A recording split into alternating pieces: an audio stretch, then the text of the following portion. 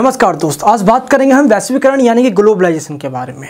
जहां तक भारत का पर्सन है दोस्त, भारत भी इंटरनेशनल ट्रेड एक्टिविटी में अपनी भागीदारी को 0.5% से बढ़ाकर 1% करना चाहता है और इसमें हमें सफलता भी मिली।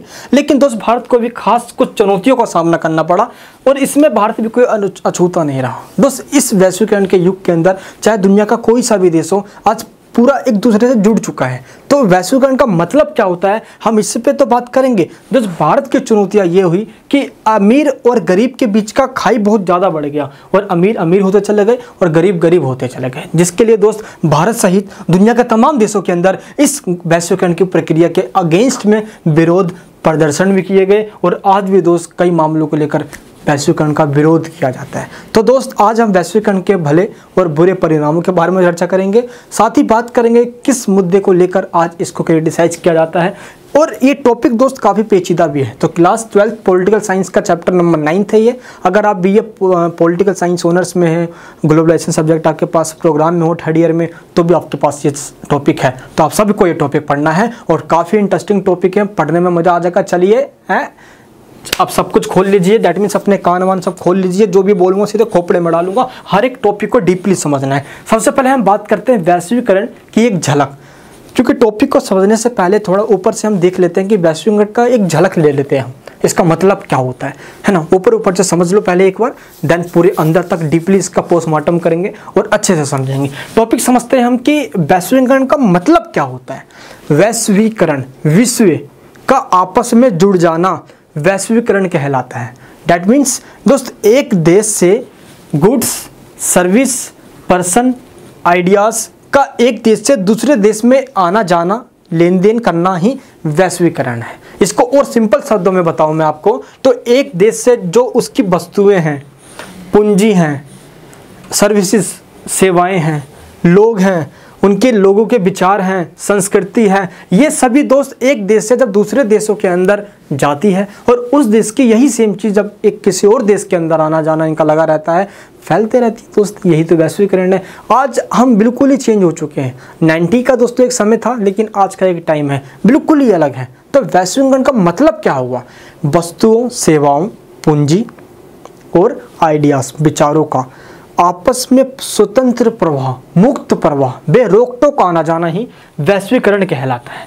किसको क्या कहते हैं हम? ग्लोबलाइजेशन कहलाता है। दोस्त ऐसा नहीं कि ग्लोबलाइजेशन आज ही स्टार्ट हुआ। दोस्त ग्लोबलाइजेशन की प्रक्रिया तो कई सदियों से चलते आ रही है, लेकिन इससे पहले आज हम जब देखते हैं कि लगभग 20 से 25 सालों के आसपास इसने अपनी बहुत तेज़ी से प्रोसेस स्टार्ट कर दिया। दुनिया जुड़नी स्टार्ट हो गई। एक वर्ल्ड ट्रेड ऑर्गेनाइजेशन की जो एक्टिविटी हुई, इसने पूरी दुनिया को मुक्त इकोनॉमी, फ्री इकोनॉमी मार्केट में खोल दिया। अपने दुनिया के देशों को सुनो, अपने दरवाजे खोलो ताकि दुनिया के देश आए, इन्वेस्ट करे। टोटली पूरा मुक्त इकोनॉमी बन गया है, फ्री इकोनॉमी। यहाँ पे बात करते हैं दोस्त कि कुछ पॉइंट्स हैं जिससे कि आपको समझ में आए, तो मैं पॉइंट्स गिनवाता हूँ कि किस तरीके से हम इसकी झलक को देख सकते हैं। तो वैश्वीकरण के ऐसे कौन से पॉइंट जिसके कारण ये संभव हो पाया है? सबसे पहले वस्तुओं का स्वतंत्र प्रवाह, गुड्स फ्री फ्लो हो रहा है, यानी कि जो वस्तु है एक देश से वस्तुएं दूसरे देश के अंदर बिना रोक टोक जाती है। एग्जांपल देता हूं दोस्त, चाइनीज माल यानी कि चाइना में बने लड़ी, दिवाली आने वाली है ना, घर जगमगा जाती है। होली आती है तो सस्ते सस्ते पिचकारियां बस बच्चे खेलने लग जाते हैं। तो चाइना में बने वो माल इंडिया के लोगों को बहुत तेजी से अट्रैक्शन करता है, आकर्षित करता है, लोग उससे लेते हैं। तो इससे क्या साबित होता है कि बेरोक टोक आज खुली आवाजाही हो चुकी है एक देश की वस्तुओं की दूसरे देश के अंदर। और आज तो दोस्त कुछ ऐसा हो चुका है कि जिधर भी आंख उठाओ चाइनीज़ माल ही दिखेगा आपको, और कुछ दिखेगा ही नहीं यार। चाइनीज़ माल चल गया तो शाम तक है, नहीं चला तो काम तक। मतलब क्या है दोस्त कि बस जब तक आपका चल गया तो ठीक है, बना नहीं चला तो है? दुनिया के अंदर चाइना सबसे सस्ती माल बना देता है। उसके माल और दुनिया आपको पता है कि सस्ते माल पे पहुंच भी जाते हैं। भारत सस्ते माल है, अरे भाई ले लो ले लो ले लो। उनको क्या पता कि भाई टिकाऊ माल जरूरी है, ना कि सस्ता माल जरूरी है। अब दोस्त बात करते हैं सेकंड पॉइंट, व्यक्ति और सेवाओं का मुक्त प्रवाह होना चाहिए। That means free flow of persons and services. जब लोग जाएंगे तो भाई अपने कहीं कहीं वो सर्विस भी देंगे, तो वो सर्विस भी साथ लेके जा रहे हैं। तो वैश्वीकरण ने क्या कर दिया है, लोगों को भी आने जाने की फ्री कह सकते हो कि बिना रोक टोक वो पूरी दुनिया में कहीं पे भी जा सकते हैं। एक एग्जांपल देता हूँ, मान लो दोस्त एक पर्सन है जिसका नाम है, मान लो दोस्त रवि, ठीक है। और रवि एक मिडिल क्लास फैमिली से बिलोंग करता है, वो अच्छा खासा पढ़ाई में तेज भी है और उसने MBBS या दोस्तों मान लो उसने MBA कर लिया है ना, और इंडिया से वो MBA कर लेता है और उसकी जॉब लग जाती है सिंगापुर के एक बैंक के अंदर या किसी भी एक मल्टीनेशनल कंपनी के अंदर। अब उसके घर वाले बोलते हैं भाई कैसे जाएगा, उसके घर वाले मना भी करते नहीं भाई तू मत जा, घर में छोड़ के मत जा, और समुंदर पार उसको नौकरी करनी भी जानी है। लेकिन एक बार वो मन बना, नहीं भाई मुझे जाना है भाई, मन बना लिया उसने। अब वो जाता सिंगापुर, तो इससे क्या साबित हुआ कि वस्तुओं के साथ साथ व्यक्तियों का भी स्वतंत्र प्रवाह है, फ्री फ्लो है, कोई रोक टोक नहीं है। अब एक इंसान दूसरे देश में जाके अपनी सेवाएं दे सकता है, सर्विस दे सकता है। तो ये कैसे पॉसिबल हो पाया? वैश्वीकरण के कारण पॉसिबल हो पाया। ग्लोबलाइजेशन हो गया, विश्व एक दूसरे से जुड़ चुकी है, दैट इज नोन एज वैश्वीकरण यानी कि ग्लोबलाइजेशन। नेक्स्ट पॉइंट क्या है? Free flow of ideas and culture. दोस्त गुड्स और सर्विस के साथ साथ आइडियाज और कल्चर का भी लेन देन हो रहा है, आवाजाही हो रहा है। दैट मीन्स अब एक कंट्री की जो अब कल्चर है दोस्त, अब सिर्फ उसी कंट्री की नहीं रही, दुनिया के तमाम कंट्री में फैलते जा रही है। और आज देख लो भाई वेस्टर्न कल्चर कैसे फैल रहा है, ऐसे ऐसे पानी गिर गया और पानी जैसे फैल जाता है, पोछा मारना पड़ जाता है, सेम इसे रोक नहीं पाते हम, वैसे कल्चर फैलना स्टार्ट हो गया। अब क्या हो रहा है भाई कि फ्री फ्लो हो चुका है। अब आज हम देखेंगे तो मान लो कि एक बंदा है कॉल सेंटर में काम करता है।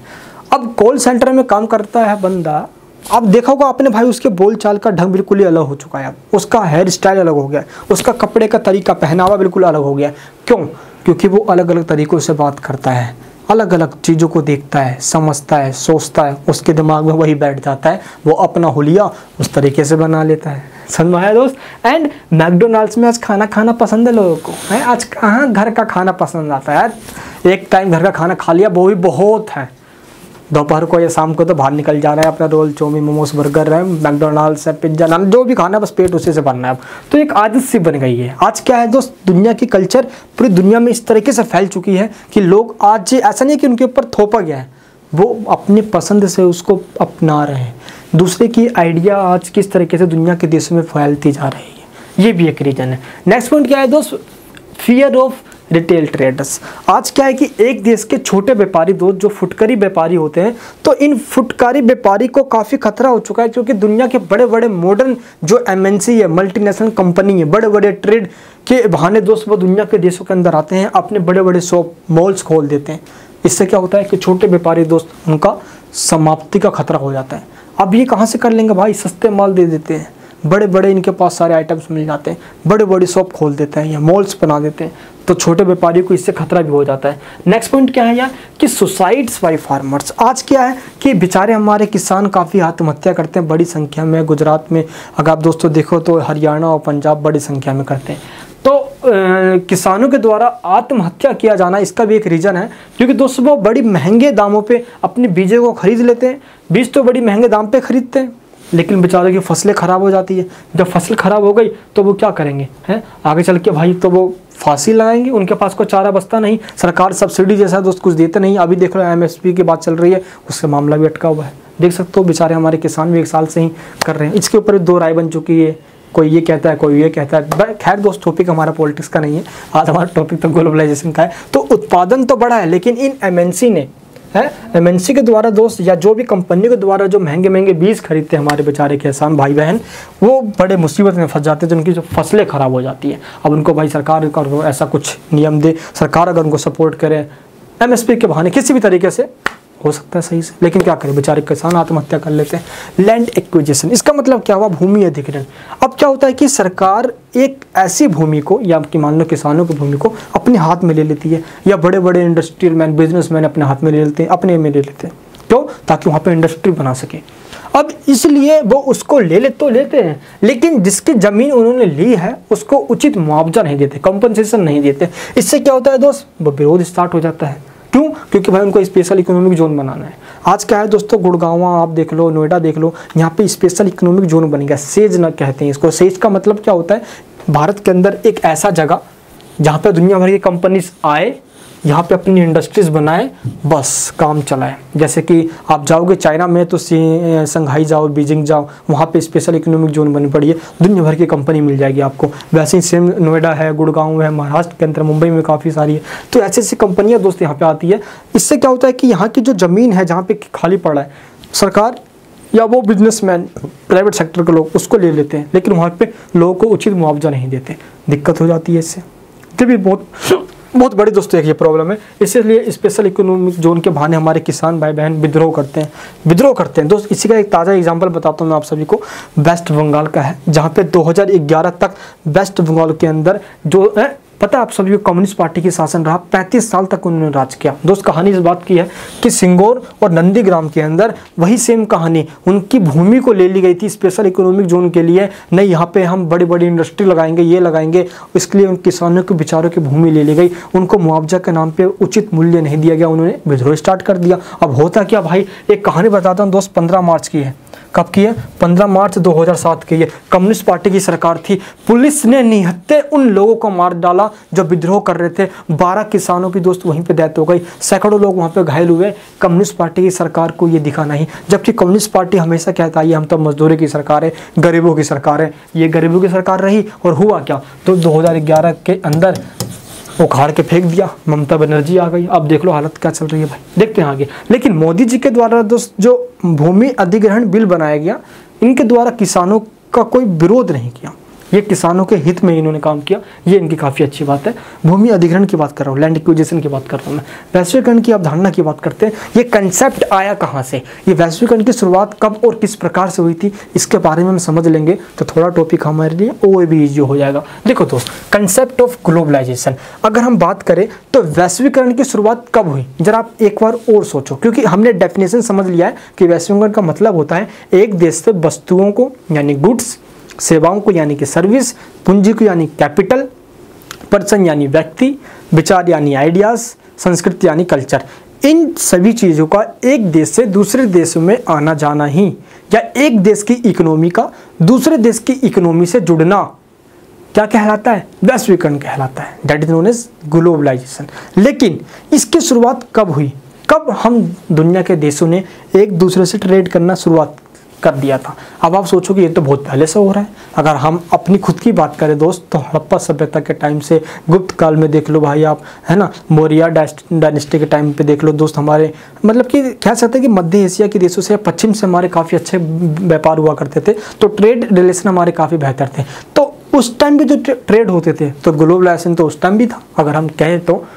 लेकिन फिर भी हम इस टाइम को कहा जाता है कि वैश्वीकरण की एक्चुअल में जो शुरुआत कही जाती है वो 20-25 साल आज से पहले हुई है। ऐसा इसलिए दोस्त क्योंकि वैश्वीकरण तो बहुत पहले के टाइम में भी था, लेकिन एक चीज़ देखो आप, flow of goods, services, capital and ideas across national boundaries जो इस टाइम पे इतने बड़े लेवल पे हो रही है, उतने बड़े लेवल पे पहले कभी नहीं देखी गई थी। आज दुनिया इंटरकनेक्टेडनेस हो चुकी है, एक दूसरे से बिल्कुल ही जुड़ गई है। आज दुनिया पूरे एक दूसरे पे इंटरडिपेंडेंस हो चुकी है, आत्मनिर्भर नहीं है, अब आत्मनिर्भर नहीं है, अब दूसरों पे निर्भर हो गई है। आज हमारे पास वो सामान नहीं है तो है ही नहीं, क्योंकि वो सामान उस कंट्री से आता है। एक कंट्री दोस्त यानी कि एक कंट्री बी पे डिपेंड हो गया है, बी कंट्री सी पे डिपेंड हो गया, सी कंट्री डी पे डिपेंड हो गया। इसको बोलते हैं इंटरकनेक्टेडनेस। अगर यहाँ पे कोई प्रॉब्लम आएगी तो इन तीनों ही कंट्री पे कोई ना कोई प्रॉब्लम आ जाएगी। क्यों? क्योंकि दुनिया एक दूसरे से जुड़ चुकी है। आज एक भी प्रॉब्लम, एक कंट्री की खुद की प्रॉब्लम अब नहीं रही है, अब फैल चुकी है। ये समझ में आया दोस्त आप सभी को? अगर हम यही बात कहें दोस्त, आज वस्तु कहीं भी जा सकती है। इसीलिए आज देखा जाए तो वैश्वीकरण के फ्लो उनको 4 टाइप्स में डिवाइड कर दिया गया है। गुड्स का फ्लो होना, एक दूसरे के देश में जाना, वस्तुओं का, सर्विसेज का एक देश में दूसरे देश में जाना, कैपिटल यानी कि पूंजी का एक से दूसरे देश के अंदर जाना, मनी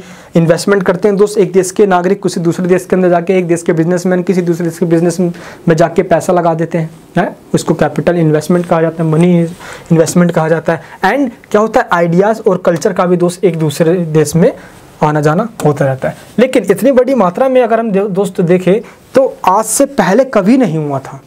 अगर आपको मैं बताऊं, अगर हम बोलते हैं कि मौर्य डायनेस्टी की बात करते हैं, गुप्त काल की बात करते हैं, हड़प्पा सभ्यता की बात करते हैं, हम इंडिया की बात कर रहे हैं स्पेशली, तो हाँ ट्रेड रिलेशन था, लेकिन क्या जिस तरीके से आज हम पूरी दुनिया से जुड़े हुए हैं, क्या उस टाइम भी हम इतने ही बड़े लेवल पर जुड़े हुए थे? नहीं। इसलिए आज की इस प्रक्रिया को वैश्वीकरण का नाम दिया गया। व्यापार का संबंध तो दुनिया में हर एक कंट्री का रहा है, लेकिन जितनी बड़ी आज रही है उतनी कभी भी नहीं रही। ऐसा नहीं कि एक का पूरी दुनिया से, बल्कि पूरी दुनिया के देशों का सभी देशों से संबंध होना ही वैश्वीकरण कहलाया है। ये ध्यान रखना दोस्त। तो आज हम बात कर रहे हैं वैश्वीकरण के कारण। चलिए अब इस टॉपिक को समझते हैं। किस कारण या ऐसे कौन से पॉइंट हैं जिनके वजह से वैश्वीकरण यानी ग्लोबलाइजेशन संभव हो पाया, पॉसिबल हो पाया? क्यों? क्या पहले ये पॉसिबल नहीं था? आज ही ऐसा ये पॉसिबल क्यों हो पाया इतनी बड़ी मात्रा में? ऐसे कौन कौन से पॉइंट्स हैं? सोचो जरा एक बार। क्या वैश्वीकरण के लिए कुछ होना जरूरी है? दुनिया को जोड़ने के लिए क्या क्या चीज़ चाहिए? आज हम यहाँ पे बैठे बैठे कुछ भी सर्च मार के दुनिया की तमाम जानकारी निकाल लेते हैं। क्यों है? Because of the technology. किसके वजह से? टेक्नोलॉजी की वजह दोस्त बहुत चीज़ चेंज आया। तो इस टेक्नोलॉजी ने क्या क्या चेंज कर दिया, हम इसके बारे में दोस्त जानेंगे। पहले हम एक एक करके सारे पॉइंट्स को समझते हैं। इससे पहले एक चीज़ देखो भाई, एक बंदा है जिसका नाम है कांस और मिंग्स्ट। क्या नाम है? कांस एंड मिंग्स्ट। इनका ये कहना है वैश्वीकरण तो पहले के भी युगों में रहा है, लेकिन जिस लेवल पे, जिस स्तर पे आज देशों का दूसरे देशों से जुड़ाव देखा जा रहा है, उतने बड़े लेवल पे पहले नहीं था। इसलिए आज की इस प्रक्रिया को वैश्वीकरण का नाम दिया गया है। अब आइए जानते हैं कि वैश्वीकरण क्यों पॉसिबल हो पाया है। क्योंकि दोस्त इंटरनेशनल मार्केट के अंदर आज की जिस तरीके से आवाजाही लगी पड़ी है, उसने वैश्वीकरण को पॉसिबल बना दिया है। पहला पॉइंट है हमारा, टेक्नोलॉजी और संचार क्षेत्र में आई क्रांति, revolution in technology and communication. आज दोस्त जिस तरीके से टेक्नोलॉजी आज बढ़ते जा रही है, एडवांस होते जा रही है दोस्त, फ़ोन का आ जाना है, दुनिया के देशों के बैठे रहो, वीडियो कॉलिंग कर लो, क्या बात है। मोदी जी दोस्त बैठे बैठे कॉन्फ्रेंस कर लेते हैं। आज दोस्त अभी एससीओ की बैठी हुई, संघाई की, आराम से बैठे बैठे बैठक चल रही है, वाह भाई, वीडियो कॉलिंग के थ्रू है, अपना भाई प्रोजेक्टर लगाया बैठ जाओ। आज दोस्त मैं आपको पढ़ा पा रहा हूँ तो कैसे, साइड में भाई डीएसएलआर कैमरा लगा हुआ है, सामने पीछे स्मार्ट डिजिटल बोर्ड लगा पड़ा है। आज आप घर बैठे बैठे इंटरनेट के थ्रू आप मेरे को देख पा रहे हो, टॉपिक को इजीली समझ पा रहे हो। तो कैसे, किस वजह से? वैश्वीकरण की वजह से। आज वैश्वीकरण ने जो टेक्नोलॉजी लेकर आ गया, हमारे पास इतनी टेक्नोलॉजी नहीं थी, दुनिया के तमाम देशों की टेक्नोलॉजी यहाँ पे आई, जो हमारे पास है वो उन देशों में गई। तो इसी तरीके का फ्लो वैश्वीकरण को पॉसिबल बना देता है। दोस्त फोन आया, ईमेल आया, जेट प्लेन आया है दोस्त, हुईज वेसल्स यानी कि सामुद्रिक जहाज आगे बड़े बड़े मात्रा में लेन देन स्टार्ट हो गया दोस्त। इस तरीके से व्यापार एक्टिविटी का इतना तेजी से बढ़ जाना, इसने क्या किया है? किसके वजह से? टेक्नोलॉजी की वजह से। अगर दोस्त ये तकनीक नहीं आती, आज इसके बारे में पता नहीं होता। आज भी बहुत तकनीक विकसित जो देशों के पास है वो हमारे पास नहीं है, आना बाकी है। लेकिन फिर भी देख लो दुनिया कितनी एडवांस हो चुकी है, बहुत एडवांस, सोचने के नज़रिए में एडवांस हो गई है दुनिया आज है। इनोवेशन बहुत, आविष्कार जब तक दुनिया नहीं करेगी, रिसर्च पे काम नहीं होगा दोस्त, उस देश में तरक्की कभी नहीं हो सकती। इसलिए रिसर्च पे काम करना बहुत ज़रूरी है। आज देखो एक देश के लोग दूसरे देश में जाते हैं, आराम से पहुँचते हैं, आवाजाही लगी रहती है, एक देश का सामान दूसरे देश में जाता है आराम से है, बिना किसी रोक टोक के।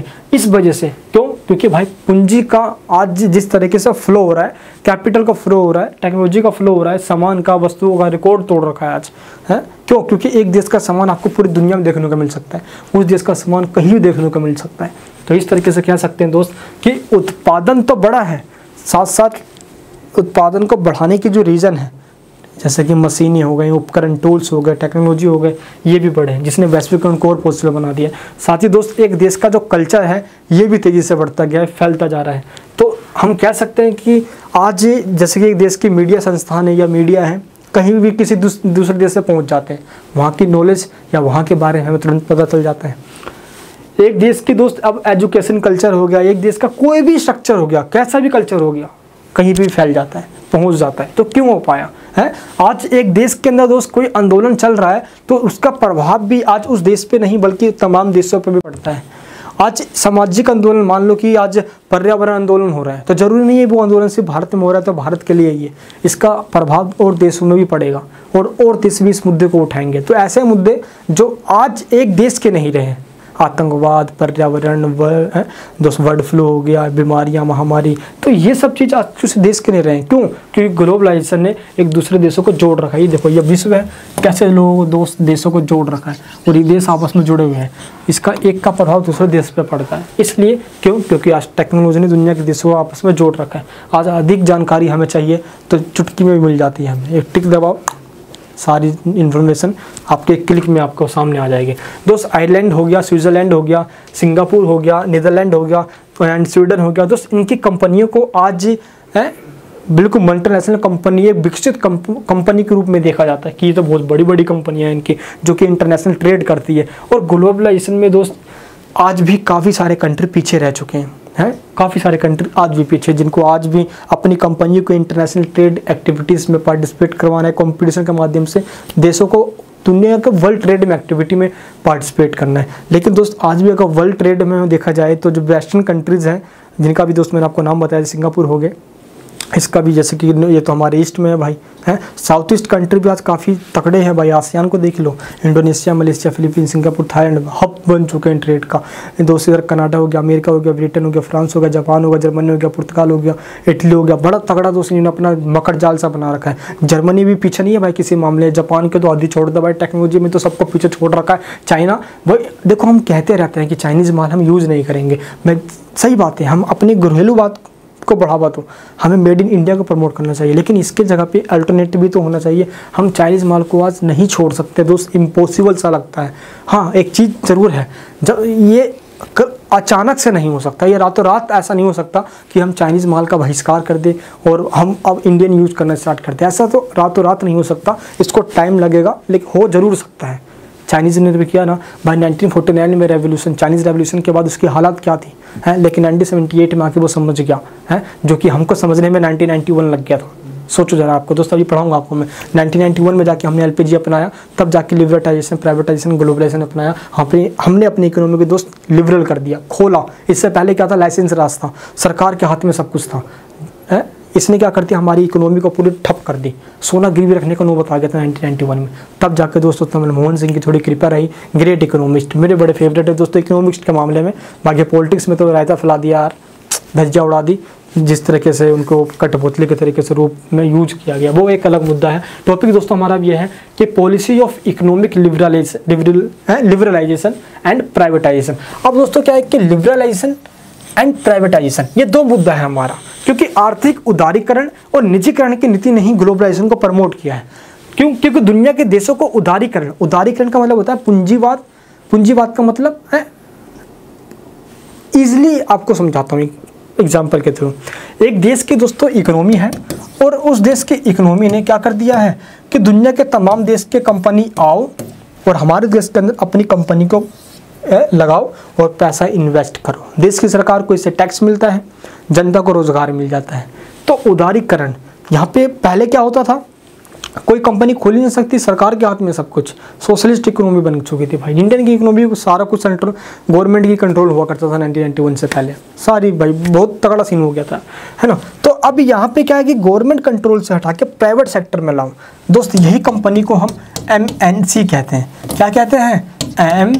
MNC या TNC, multinational company, transnational company. Multinational company, इसको हिंदी में कहते हैं बहुराष्ट्रीय कंपनी। बहुराष्ट्रीय, बहुत राष्ट्र की कंपनी, यानी कि दोस्त बहुराष्ट्रीय। इसका मतलब क्या हुआ, एक देश की कंपनी जो बहुत सारी देशों के अंदर होती है। बहुराष्ट्रीय, बहुत सारी देशों के अंदर कंपनियों का होना। एक देश की दोस्त कंपनी जब बहुराष्ट्रीय, बहुत सारी कंपनी में जाके या बहुत सारे देशों के अंदर जाके कंपनियां अपनी खोल लेती है, that is known as multinational company. आप यूट्यूब पे सर्च कर सकते हो what is multinational company by Manish Verma, आ जाएगा दोस्त, पूरे अच्छे से समझा रखा है। तो मल्टीनेशनल कंपनी का बड़ा दबदबा हो चुका है, वर्चस्व सब बन चुका है। आज यही कंपनियां पूरी दुनिया में फैल चुकी है। अपनी क्षमता के अनुसार सरकार पे प्रेशर बनाती है कि टैक्स को कम करो। दोस्त, हम भारत के एक महान पुत्र, पता नहीं आप उनको जानते हो नहीं जानते हो, राजीव दीक्षित जी ने इन मल्टीनेशनल कंपनियों को भगाने के लिए एक मुहिम चलाई थी दोस्त।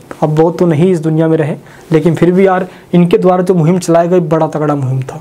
इन मल्टीनेशनल कंपनी, याद करो भाई, भारत भी गुलाम एक कंपनी के चक्कर में ही हुआ था। कंपनी आई थी ट्रेड करने के लिए, भारत को गुलाम बना लिया था। वही सेम बात है, ये कंपनी एक देश के अंदर जाते हैं, लोगों को रोजगार तो देते हैं, सरकार को टैक्स तो देते हैं, लेकिन इतना अपना दबदबा बना लेते हैं कि सरकार की पॉलिसी, सरकार क्या काम करेगी क्या नहीं करेगी ये डिसाइड करने लग जाते हैं, अपने आप को बाप समझ लेते हैं। क्यों? क्योंकि पैसे के दम पे सरकार को टैक्स देते हैं, बोलती बंद कर देते हैं। तो एक देश की सोवरेनिटी, संप्रभुता पे खतरा सा आ जाता है। क्यों? क्योंकि संप्रभुता का मतलब होता है कि देश की सारी पॉलिसी मेकिंग जो काम होगा वो जनता के द्वारा चुनी हुई सरकार बनाएगी, उस पर कोई भी इंटरफेयर नहीं करेगा और ना ही वो किसी गुलाम होगी। लेकिन अब क्या है, कंपनियां आ रही है भाई, नहीं ऐसा नहीं करो। इंटरनेशनल लेवल पे WTO बैठा हुआ है, IMF बैठा हुआ है, वर्ल्ड बैंक बैठा हुआ है, कहाँ से देख लोगे भाई, क्या कर लोगे?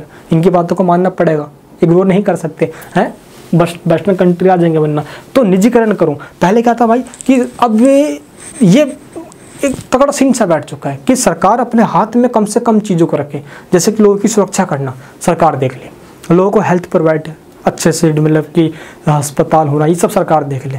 डिफेंस सुरक्षा हो गया, तो हेल्थ, एजुकेशन और डिफेंस ये सब सरकार देखे, बाकी सब कुछ प्राइवेट हाथों में कर दे। चाहे LIC हो, चाहे पेट्रोल हो, चाहे रेलवे हो, बड़ी बड़ी बैंक हो, इंडस्ट्री हो, ये सब के सब प्राइवेट हाथों में दे दो। और आज क्या हो रहा है, अरे सब प्राइवेट ही ना हो रहा है। अरे सब समझ जाएगा भाई, प्राइवेट हाथों में जाने का मतलब हो गया है कि देश का तबाह, कुछ मामलों में इसके अपने फायदे अपने ही नुकसान है। अब देखो कुछ ऐसे सेक्टर हैं जो सरकार के पास है लेकिन वो घाटे में जा रही है, तो सरकार क्या करेगी, उसको प्राइवेट में बेच देगी या उसका प्राइवेटाइजेशन कर देगी। तो इसके कुछ फ़ायदे भी होते हैं, ऐसा नहीं है कि लोग इसको हमेशा विरोधी करें, फ़ायदे भी हैं इसके, अपने भी नुकसान हैं। ठीक है, इसका एक अलग टॉपिक बनाऊंगा मैं कि प्राइवेटाइजेशन के अपने फ़ायदे और नुकसान क्या है, आप उसको ज़रूर देखना, नेक्स्ट क्लास में समझाऊंगा उसको मैं। आप दोस्त एक टॉपिक यहाँ पे पहले समझते हैं हम कि आर्थिक उदारीकरण और निजीकरण का आपको मतलब समझ में आ गया कि जब एक देश के अंदर सरकार कंट्रोल में ना होकर, यानी कि पब्लिक सेक्टर में ना होकर चीज़ों को प्राइवेट सेक्टर में करने की बात की जाती है। अगर हम पहले दोस्त बात करें तो 1991 में सोवियत संघ का विघटन हुआ था। 1991 में, याद करना, सोवियत यूनियन का डिसइंटीग्रेशन हो गया था। इससे पहले की इकोनॉमी पूरी दुनिया के अंदर एक चीज़ फैल चुका था, जाल सा फैल चुका था कि सोशलिस्ट इकोनॉमी, और एक तरफ था कैपिटलिस्ट इकोनॉमी के अमेरिका वाली। 1991 में सोवियत संघ टूटा, 15 देश मिलकर बटा हुआ था, बना हुआ था, टूट गया, 15 का 15 बिखर गया, रूस निकल कर आया, उसने भी भाई डेमोक्रेसी और कैपिटलिज्म अपना लिया। आगे चले क्या हुआ कि डेमोक्रेसी का जाल तो बढ़ा लेकिन सोशलिज्म खत्म, नष्ट सा हो गया था। पूर्वी यूरोप यानी कि ईस्टर्न यूरोपियन कंट्रीज में ही सोशलिज्म खत्म। क्यों? क्योंकि सोवियत संघ भी खत्म। जैसे ही दोस्तों सोवियत संघ और सोशलिज्म का खात्मा होना स्टार्ट हुआ, क्योंकि सोशलिज्म का क्या कहना था, सोशलिज्म का मतलब था कि सब कुछ सरकार के कंट्रोल में हो, जितनी भी हैवी इंडस्ट्रीज है सब कुछ, है ना, क्या होगा क्या नहीं होगा, कितनी उत्पादन होना है, क्या इंडस्ट्री, सब गवर्नमेंट कंट्रोल में होना चाहिए। लेकिन सोवियत संघ के खात्मे के बाद दुनिया समझ गई कि नहीं भाई, सरकार के कंट्रोल में होगा तो देश घाटे में जाएगा, हमारा देश ना टूट जाए। सोवियत संघ की पॉलिसी को ख़त्म करने लोगों ने स्टार्ट कर दिया देशों ने, और अब कैपिटल पॉलिसी को लाने लग गए, जिसको बोले गए हम कैपिटलिज्म, पूंजीवाद। अमेरिका की पॉलिसी के जीते ही और सोशलिस्ट इकोनॉमी को दुनिया के देशों ने छोड़ना स्टार्ट कर दिया और इंडस्ट्री को प्राइवेट सेक्टर में देने स्टार्ट कर दिया। तो इससे क्या हुआ, इससे दोस्त हुआ ये कि after the fall of socialist ideology liberalisation आ गया। क्या आ गया? उदारवाद आ गया, उदारवाद आ गया। और दोस्त इस उदारवाद के तहत दुनिया के देशों ने अपनी इकोनॉमी को प्राइवेट करना स्टार्ट कर दिया। फ्री इकोनॉमी, दुनिया के देश आओ बिना किसी रोक टोक के। अब इससे पहले क्या होता था सोशलिस्ट इकोनॉमी के अंदर कि कोई भी इंडस्ट्री प्राइवेट बंदा खोल ही नहीं सकता था, गवर्नमेंट परमिशन देगी और बहुत मुश्किल होता था परमिशन लेना भी। इंडिया में भी यही कंडीशन था। 1991 से पहले किसी को इंडस्ट्री खोलना है ना तो उसको लाइसेंस लेना पड़ता था। लाइसेंस के चक्कर में इंसान कंपनी नहीं खोलता था, क्यों? धक्के खाने पड़ते थे उसको। तो लाइसेंस राय बाहर से भी खत्म कर दिया क्योंकि सोशलिस्ट इकोनॉमी खत्म थी। 1991 के बाद सब कुछ ठीक हुआ, लाइसेंस खत्म, जिसको इंडस्ट्री खोलना हो खोलो, बाहर का कंपनी आओ, भारत में आओ, नोयता दिया, इन्विटेशन देते थे। क्यों? FDI के माध्यम से। दोस्त आज इंडिया से मोदी जी घूमने जाते हैं तो लोग कहते हैं कि मोदी जी घूमते रहते हैं। मनमोहन सिंह हमेशा रहते थे साइलेंट मोड पे, हम मोदी जी रहते हैं हमेशा फ्लाइट मोड पे। ऐसा नहीं है भाई, मोदी जाते हैं FDI के लिए, फॉरेन डायरेक्ट इन्वेस्टमेंट के लिए। दुनिया के देश भारत में आएगी तो पैसा इन्वेस्ट करेगी, वहाँ पैसा लगाएगी तो कंपनी खुलेगा तो वहाँ के लोग काम करेगी, उस कंपनी के अंदर रोजगार मिलेगा और उसी कंपनी के जब पैसा कमाएगी तो देश की सरकार को वो पैसा के रूप में टैक्स देगी, तो इससे फायदा हो जाता है। तो रोजगार प्लस टैक्स तो डबल फायदा है। FDI लाना जाते हैं मोदी जी, समझ गए? तो मोदी जी का विरोध मत करना है, मोदी जी का विरोध करने वाले अंधभक्त हो क्या भाई है?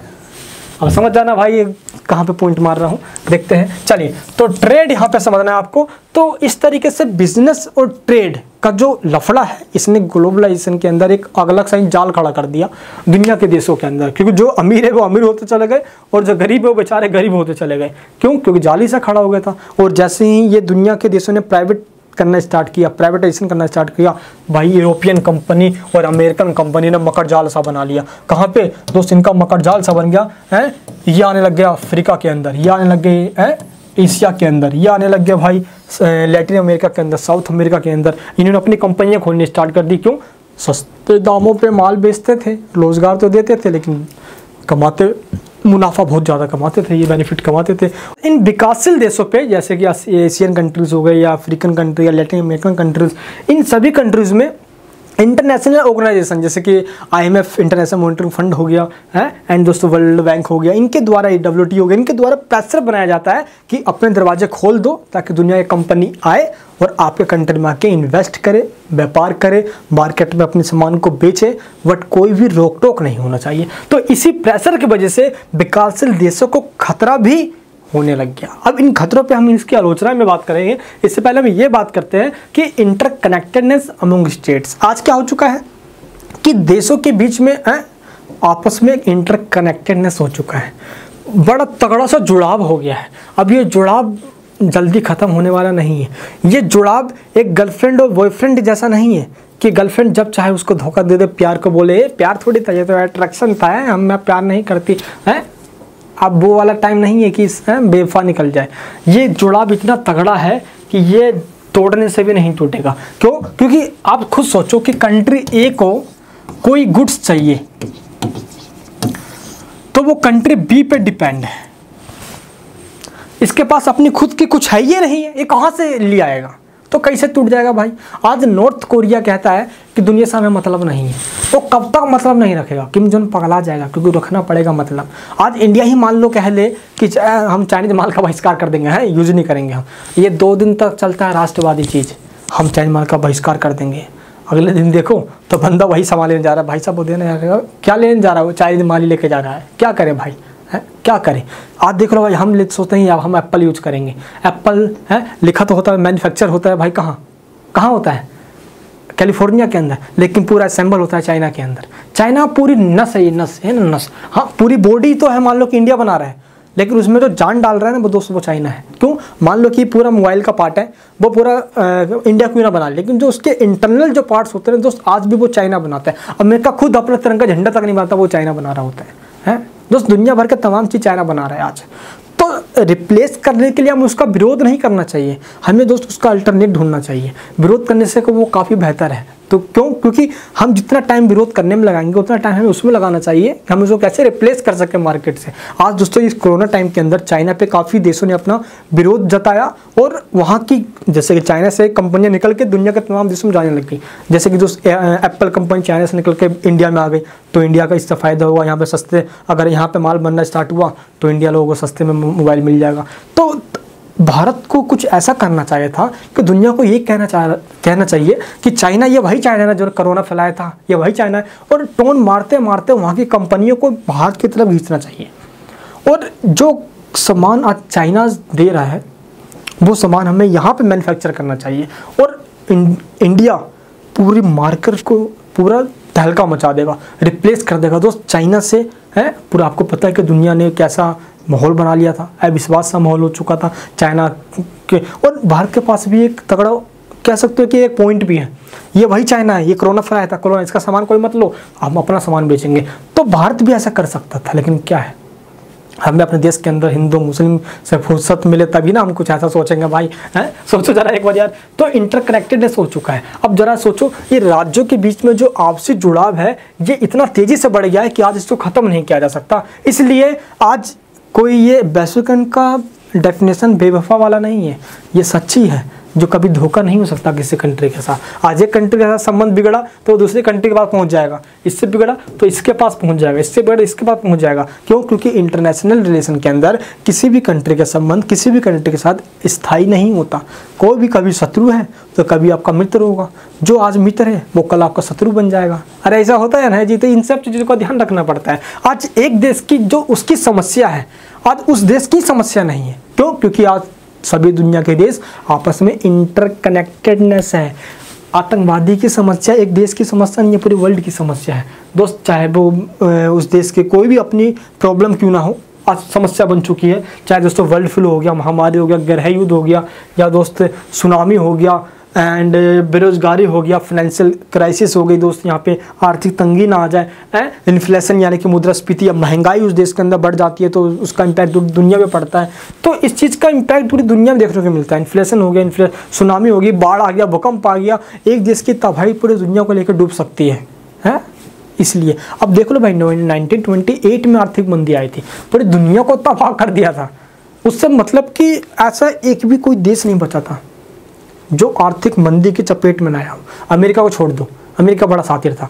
यूट्यूब सर्च करो दोस्त आप, द ग्रेट इकोनॉमिक क्राइसिस 1928, मेरी वीडियो आ जाएगी, देख लेना आप, मैंने उसमें अच्छे से समझाया हुआ है।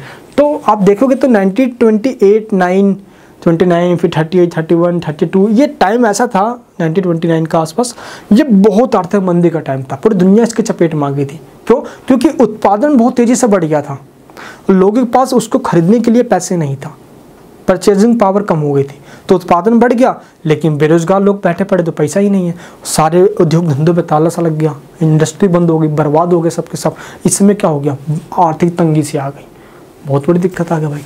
तो ऐसे में क्या है कि आज परचेजिंग पावर तो हो तभी तो लगे लोगों को कोई सामान सस्ता है। अब मान लो भाई कि ये मैं दे रहा हूँ आपको 100 रुपये का है और आपकी सैलरी 10 रुपये है, तो आपको ये महंगा लगेगा।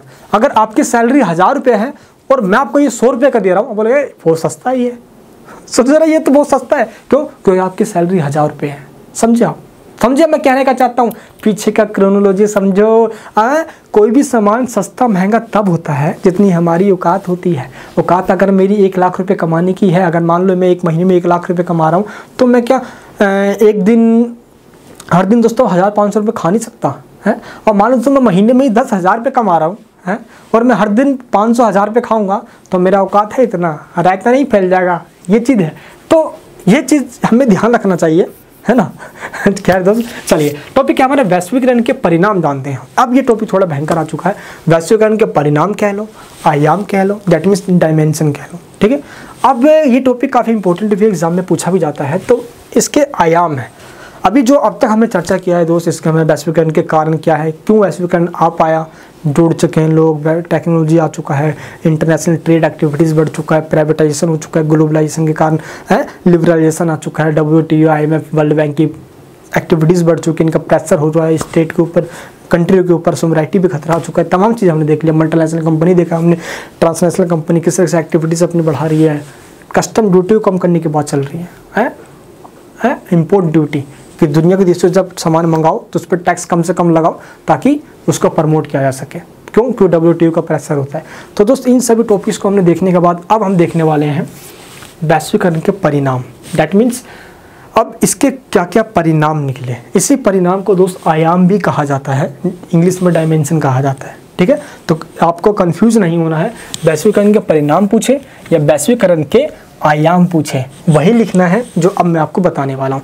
इसके सिंपल आयाम है राजनीतिक, आर्थिक और सांस्कृतिक, पॉलिटिकल, इकोनॉमिक एंड कल्चर। ये 3 आयाम आपको पढ़ने हैं, ठीक है। चलिए तो सबसे पहले बात करते हैं हम पॉलिटिकल आयाम की, यानी कि पॉलिटिकल कॉन्सिक्वेंसेस के क्या निकल कर आया। सबसे पहला जो पॉइंट है दोस्त वो है राज्य के कल्याणकारी कार्यों में कटौती हो गई। वैश्वीकरण के कारण जो राज्य के वेलफेयर वर्क है उसमें कटौती हो गई है, यानी कि राज्य अब लोगों के कल्याण के लिए काम नहीं कर पा रही है। ऐसा कहा है भाई, क्यों नहीं काम कर पा रही है? चलिए आपको इस पॉइंट से समझाता हूँ। दो स्वीडन, कनाडा, एंड और कोई कंट्री है, एंड दोस्तों यूनाइटेड किंगडम ले लो, आप ब्रिटेन ले लो, इन सभी कंट्रियों के अंदर जो कंपनी है वो आज बन चुकी है मल्टीनेशनल कंपनी। प्लस इन कंट्रियों को आज कह दिया गया है कि ये सभी कंट्री जो है ना, इन कंट्रियों के अंदर वेलफेयर स्टेट का दर्जा मिल गया स्टेट को। क्यों दोस्त, वेलफेयर स्टेट का मतलब ऐसा होता क्या है कि स्टेट लोगों के वेलफेयर के लिए काम करे, कल्याणकारी काम करे, हेल्थ पे, एजुकेशन पे, रोजगार पे, एनवायरनमेंट पे, सब कुछ पे काम करे, फंडामेंटल नीड्स लेकर उनकी पूरी एडवांस नीड्स सब कुछ पूरी करे, यही एक वेलफेयर स्टेट है। लेकिन आज स्वीडन चाहे यूनाइटेड स्टेट हो गया, कनाडा हो गया, इन सभी स्टेट को आज वेलफेयर स्टेट का नाम दिया गया है? सोचो सर एक बार, क्योंकि अगर देखा जाए तो एजुकेशन, हेल्थ और लोगों को शेल्टर है, आवास प्रोवाइड करना आज एक बेसिक नीड्स में आता है, यही ना होता है भाई। लेकिन आज हो क्या गया है, आज इस स्टेट के अंदर, यानी कि जो एक राज्य है, दैट मीन्स राज्य मतलब एक देशी है, चाहे ब्रिटेन हो, कनाडा हो, स्वीडन हो, इंडिया हो, कोई सा भी देश हो, उन देशों के अंदर आज वेलफेयर, लोगों को कल्याण करने की जो काम है ना, कल्याण, लोगों का कल्याण करने का जो काम है, उसमें कमी आ गई है। आज वो वेलफेयर वर्क नहीं कर पा रहे हैं। ऐसा क्यों है, क्यों नहीं कर पा रहे हैं? सोचा रहा एक बार, क्यों नहीं कर पा रहे? आज दोस्त इंटरनेशनल रूप से कुछ भी क्राइसिस आ जाए, मान लो कि आज कंट्री ए है और कंट्री ए के अंदर क्राइसिस आ गया है, पैसे की तंगी आ गई है, तो वो किस पे डिपेंड है? वो डिपेंड है IMF के ऊपर।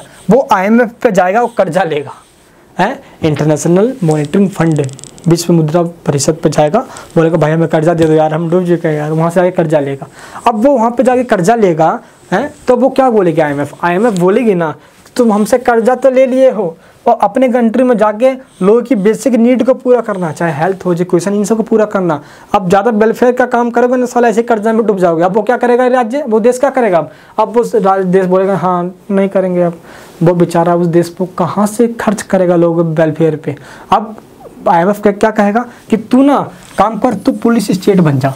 पुलिस स्टेट का मतलब होता है कि एक ऐसा स्टेट जो अपने लोगों की सिर्फ सुरक्षा करे, बाहरी आक्रमण से कोई देश उस पर अटैक ना करते, या उस देश के अंदर कोई किसी पे कोई खतरा ना हो, बस वो सुरक्षा करे। बाकी सारा काम वो प्राइवेट सेक्टर को सौंप दे, कल्याण होगा नहीं होगा प्राइवेट सेक्टर कर लेंगे। यहीं से मुसीबत खड़ी होती है कि सरकार पल्ला झाड़ देती है। अब हम क्या करें भाई? यहाँ से प्रोसेस स्टार्ट होता है प्राइवेटाइजेशन का। हाथ में जब गवर्नमेंट के पास कुछ रहेगा नहीं तो सरकार बोलेगी हमारे पास थोड़ी ना कुछ है, अब तो प्राइवेट ना हाथ में है सब कुछ, तो प्राइवेट लोग मेंबर करेंगे, अब है प्राइवेट लोग करेंगे, प्राइवेट सेक्टर वाले या बिजनेसमैन अंबानी अंडानी वाले करेंगे। अब ये कहाँ से करने लग गए सोशल वेलफेयर, है ये तो जेब का वेलफेयर करते हैं, अपना जेब भर ले वही बहुत है। ठीक है दोस्त, तो इसलिए सरकार के कार्यों में कटौती आई है। कौन से कार्यों में? वेलफेयर वर्क में, कल्याणकारी कार्यों में, पहली बात। ठीक है, सेकंड पॉइंट पे आते हैं, राजनीतिक परिणाम की बात कर रहे हैं हम। सेकंड पॉइंट क्या है? वैश्वीकरण का राज्यों की प्रभुसत्ता पे क्या प्रभाव पड़ा है, ये क्वेश्चन है। अब भी यहाँ पे एक वर्ड आपको समझ में नहीं आएगा, वो है ये प्रभुसत्ता। प्रभुसत्ता का मतलब होता है दोस्त सोवराइटी। सोवराइटी का मतलब होता है एक कंट्री, मान लो ए है, ये कंट्री अपने देश के अंदर और अपने देश के बाहर टोटल ही रूप से क्या हो, इंडिपेंडेंट हो। ऐसा नहीं है कि एक कंट्री कोई कानून बना रहा हो तो उस कंट्री के अंदर कोई बड़े बड़े बिजनेसमैन वो उस पर दबाव बनाए कि जैसा हम कहेंगे वैसा कानून बनाए, हैं। और दूसरी बात ये कि उस कंट्री के बाहर आसपास तो 5-6 कंट्री या बड़े बड़े विकसित कंट्री उसको बोले कि जैसा हम कहेंगे वैसा कानून बनाए, तो ऐसा नहीं होना चाहिए। तो सोवराइटी का मतलब क्या है? वो कंट्री टोटली इंडिपेंडेंट हो कानून बनाने के लिए, नियम बनाने के लिए, अपने इंटरनल और external, that is known as संप्रभुता, सोवराइटी। क्लियर, आपको समझ में आ गया? तो यहाँ पे क्या वैश्वीकरण का, अब आपको इसका आंसर बताना है। क्या इस ग्लोबलाइजेशन ने राज्यों की प्रभुसत्ता, इंडिपेंडेंस पे है क्या क्या है प्रभाव किया है, यानी कुछ इम्पैक्ट पड़ा है उसका? बताइए जरा एक बार, आप बताइए, सोचिए, अच्छे बच्चे बताइए जरा एक बार, है प्रभाव पड़ा है जी, बताइए क्या है? बिल्कुल प्रभाव पड़ा है, कहीं नहीं प्रभाव पड़ा है। अब देखो जरा, अब मान लो कि एक कंट्री है, मान लो अमेरिका है, एग्जांपल दे रहा हूँ आपको क्योंकि किसी डेवलप कंट्री एग्जांपल लूँगा ना तो समझ में आ जाएगा। मान लो अमेरिका है, अमेरिका बोलेगा कि कंट्री, मान लो एक कंट्री है, कंट्री बी, इस कंट्री बी के अंदर ना बहुत मानव अधिकारों का हनन हो रहा है, वहाँ पे सिविल वॉर हो रहा है, इसलिए अमेरिका वहाँ पे जाएगा, अपनी सेनाओं को भेजेगा ताकि वहाँ पे शांति बनाया जा सके, है क्योंकि एक दूसरे से आपस में देश जुड़े हुए हैं। इस आड़ में वहां पे वो जाएगा और उस देश के इंटरनल मामलों में हस्तक्षेप करेगा। इससे क्या होगा, उस देश की जो सॉवरेनिटी है वो खतरे में आ जाएगी। और आज क्या होता है, अमेरिका 2003 के अंदर इराक पे इस बात को लेकर अटैक कर देता है बिना यूएन के परमिशन के कि वो ना एक घातक हथियार बना रहा है, वेपन्स ऑफ मास डिस्ट्रक्शन बना रहा है, दुनिया को खतरा है, उससे अटैक कर दिया। तालिबान का है ना आज कांड क्या हो रहा है अफगानिस्तान में दोस्तों। 20 साल पहले वो आया था, तालिबान को नेस्तनाबूद कर दिया था, फिर भी तालिबान जन्म हो गया। आज 20 साल बाद वो पाँव पसार के वहाँ बोडिया बिस्तर लेकर नंगे पस निकल लिया वहाँ से अमेरिका। क्यों क्या है, जब यहाँ पे आया था तभी वहाँ पे इंटरफेयर कर रहा था वो। तो दुनिया के दोस्तों तमाम कंट्री में या विकसित कंट्री क्या करते हैं, शांति के नाम पे, गृहयुद्ध के नाम पे हैं, हम यहाँ के ना हम जाएंगे वहाँ शांति बनाने जा रहे हैं, वहाँ पे हम दूध बन के जा रहे हैं, और ये जाते हैं इस बात को लेकर, लेकिन वहाँ पे जाके वो उनके इंटरनल मामलों में इंटरफेयर कर रहे होते हैं। जाहिर सी बात तो ये। और आज देख लो भाई, अमेरिका अफगानिस्तान में जब पहली बार उस टाइम आया था, आज से 20 साल पहले, जब तालिबान को ख़त्म कर दिया, जब उसका गुस्सा था। आज तालिबान से गया ये तो तालिबान को बर्बाद करके गया है। क्यों दोस्त, 8 लाख लगभग ये बंदूकें गोले बारूद वहाँ पे छोड़ कर गया है, कई करोड़ डॉलर दोस्त वहाँ पे छोड़ कर गया है। क्यों, तालिबानों के लिए। तालिबान उठाए और बंदूकों से सबको पहले मारे इसको अफगानिस्तानियों को। तो अफगानिस्तान बोलेंगे नहीं यार, जब तक अमेरिका यहाँ पे था ना तब तक तो शांति था, अमेरिका गया तो यहाँ पे सब मार रहे हैं, काट रहे हैं। तो अमेरिका की बाबाइयों का, हाँ जब तक अमेरिका था तब तक वो सही था ना, है अच्छा मीज़ बनाना चाहता है वो, है दुनिया को ये साला इतना बेवकूफ़ बनाता है ना अमेरिका, उसको ये उसने इतना सारा बंदूक छोड़ के ही क्यों गया, ताकि तालिबान उठाए सबको मार दे, उठा के पेल पाल दे। बड़ा टेक्नोलॉजी है। तो आज ये विकसित कंट्री दोस्त विकासशील देशों के अंदर शांति के बहाने घुस जाते हैं, बोलते हैं यहाँ तो हम शांति बनाने हैं, लेकिन वहाँ पे इंटरफेयर करने जाते हैं। यार जाहिर सी बात तो ये है। अब दोस्त इसी चीज़ को देखते हुए इन विकसित कंट्रियों से विकासशील देशों को खतरा हो गया है, चाहे अमेरिका हो, ब्रिटेन हो, फ्रांस, इन यूरोपियन कंट्रीज से या अमेरिका बड़ा खतरा हो गया इनसे। ठीक है, नेक्स्ट पॉइंट क्या है भाई, चलिए, तकनीकी विकास की वजह से राज्यों की क्षमता बहुत बढ़ गई है। Due to technological development the capacity of the states has increase a lot. अब आपको एक चीज़ समझाना है, अभी मैंने आपको बताया था कि राज्य के कल्याणकारी कार्यों में कटौती आई है, तो उसके भी कुछ रीजन थे। आइए आपको ने पॉइंट समझाया था क्यों कटौती आई है। प्राइवेट सेक्टर सब कुछ होते आ रहा है, प्राइवेटाइजेशन हो रहा है, सरकार के हाथ में तो पुलिस स्टेट का काम रह गया है, सुरक्षा करो बस लोग, यही। लेकिन अब राज्य कुछ शक्तिशाली इस वजह से हुई है क्योंकि उसके पास टेक्नोलॉजी आ गया है। अब वो बैठे बैठे गवर्नमेंट क्या करती है, राज्य क्या करती है, किसी की भी जानकारी आप अपना अंगूठा लगाओ, आपका आधार कार्ड अटैच होता है, आपकी पूरी बायोडाटा पूरी कुंडली सरकार के पास है आज। अरे है ना जी। तो आज क्या है कि इस टेक्नोलॉजी ने सरकार को और ताकतवर बना दिया है। इस टेक्नोलॉजी की वजह से आज सरकार दुनिया भर का डेटा अपने पास रखती है। आज हर एक चीज़ की जानकारी सरकार के पास है। आज इतनी बड़ी बड़ी टेक्नोलॉजी आ गई है, डिफेंस के क्षेत्र में देखा जाए तो वो इतने भयंकर दोस्तों प्लेन हो गया है, चाहे MiG-20 हो, चाहे इन बड़े बड़े हो, MiG-16 क्यों ना हो, आज क्या है सेनाओं को बिठाएगी हमारे देश की सरकार, कहीं भी किसी देश में उतार देगी, है कहीं पे किसी जगह भी उतार देगी। बड़ा भयंकर टेक्नोलॉजी आ गया है। टेक्नोलॉजी आज क्या है, सोशल मीडिया का ज़माना है। आज कहीं पे भी कोई क्रांति लानी हो ना तो सोशल मीडिया पे अफवाह फैला दो, आराम से हो जाता है। तो आज इसका भी ट्रेंड चल चुका है। तो इस टेक्नोलॉजी का दोस्त मिसयूज भी काफ़ी है और यूज़ भी काफ़ी है, अपनी जगह पे सब कुछ होता ही रहता है भाई। नेक्स्ट क्या है भाई, आर्थिक परिणाम की बात करते हैं। अभी हमने राजनीतिक आयाम की बात देख ली, राजनीतिक परिणाम क्या क्या निकल कर आए, 3 पॉइंट्स हमने क्लियर देखा। अब हम बात करेंगे आर्थिक परिणाम के, इकोनॉमिकल रिजल्ट्स क्या निकले, उसके आउटकम क्या निकले। ठीक है, चलिए एक एक करके बात करते हैं। सबसे पहली बात क्या है आर्थिक परिणाम की, वस्तुओं और सेवाओं का स्वतंत्र प्रवाह। आज एक देश से दूसरे देश के अंदर बिना किसी रोक टोक के मुक्त आवाजाही हो सकती है, किसी भी वस्तु की और व्यक्तियों की भी। तो इससे ग्लोबलाइजेशन के वजह से ये हो पाया है और ये काफ़ी बेहतर है। आज हमारे देश का सामान दूसरे देश में जा रहा है। आज हम जीन्स पहनते हैं, तो क्या जीन्स अमेरिका आया था हमें थोपने के लिए, जीन्स अमेरिकन की देन है। आज जीन्स हम मनपसंद अपने तरीके से पहनते हैं। तो एक कल्चर का है वो वाली बात। तो लेकिन आर्थिक चीज़ में आज दोस्त जितने भी सामान आज देखा जाए तो सब कुछ आज हमें कहीं ना कहीं एक दूसरे से ही लेन देन के तहत यहाँ पे आता है। सोच जरा एक बार यार, है ना दोस्त। आज मैं ये जो आपको स्मार्ट बोर्ड पर जिस पर पढ़ा रहा हूँ मैं, ये स्मार्ट बोर्ड अमेरिकन कंपनी के द्वारा मैन्युफैक्चर किया गया है। इसके इंटरनल पार्ट को चाइनीज़ द्वारा बनाया गया है, चाइना द्वारा बनाया गया है। तो आज इंडिया में ये यूज़ हो रहा है, इंडिया में यूज़ हो रहा है, लेकिन बनाया इसको कहाँ पे गया है, समझे। तो ये किसके वजह से, ग्लोबलाइजेशन की वजह से। ठीक है। नेक्स्ट क्या है दोस्तों, विदेशी कंपनियां अन्य देश के बाजारों में बिना रोक टोक के अपनी वस्तुएं और सेवाएं बेच सकती है। क्यों? क्योंकि वैश्वीकरण है, आज कोई रोक टोक नहीं है। आज वर्ल्ड ट्रेड ऑर्गेनाइजेशन हो गया, आज IMF हो गया, ये सब दबाव डालते हैं, कोई रोक टोक नहीं होगा, जा रहा है जालन तो भाई वस्तुओं का लेन देन करो दबा के। क्यों? क्योंकि आज एक देश की इकोनॉमी दूसरी देश की इकोनॉमी के साथ जुड़ गई है, इसी को वैश्वीकरण कहा जाता है। IMF WTO की भूमिका बढ़ती जा रही है। तो सेकंड पॉइंट क्या है, IMF यानी कि देखो फर्स्ट पॉइंट क्या था हमारा, वस्तुओं और सेवाओं का मुक्त प्रवाह, आराम से आवाजाही हुई है। सेकंड पॉइंट क्या है, IMF WTO की जो भूमिका है वो बढ़ती जा रही है। कैसे? देखो दोस्त, आज जो भी डेवलप कंट्री है वो इन पॉलिसी को यानी कि IMF और WTO के अंदर आज इनकी दबदबा है। आज UNO की दोस्तों ये एजेंसियां हैं, IMF और WTO वगैरह। IMF की स्थापना 1940 है, WTO की स्थापना भी उसी टाइम हो गई थी, लेकिन इसका नाम जो WTO वो 1995 में पड़ा। लेकिन डेवलप्ड कंट्री दोस्त आज अपना पूरा विकसित देश जैसे America, Britain, France, European countries, America वगैरह हो, इन सब का दबदबा आज IMF, WTO, वर्ल्ड बैंक पे हो गया है। इनकी पॉलिसी को आज ये अपने लिए बना रहे हैं, अपने फायदे के लिए बना रहे हैं। अगर दोस्तों देखा जाए तो आज ये सारी ऑर्गेनाइजेशन जैसे WTO हो गया, ये आज प्रेशर बनाते हैं दुनिया के देशों के ऊपर कि क्या करो हैं, टू ओपन मार्केट, अपने दरवाजों को खोलो, अपने मार्केट को खोल दो, ताकि दुनिया का कोई भी कंपनी आए और आपके मार्केट में आके अपना सामान बेचे बिना किसी भी रोक टोक के। उस देश का सरकार उस कंपनी को रोकेगी नहीं।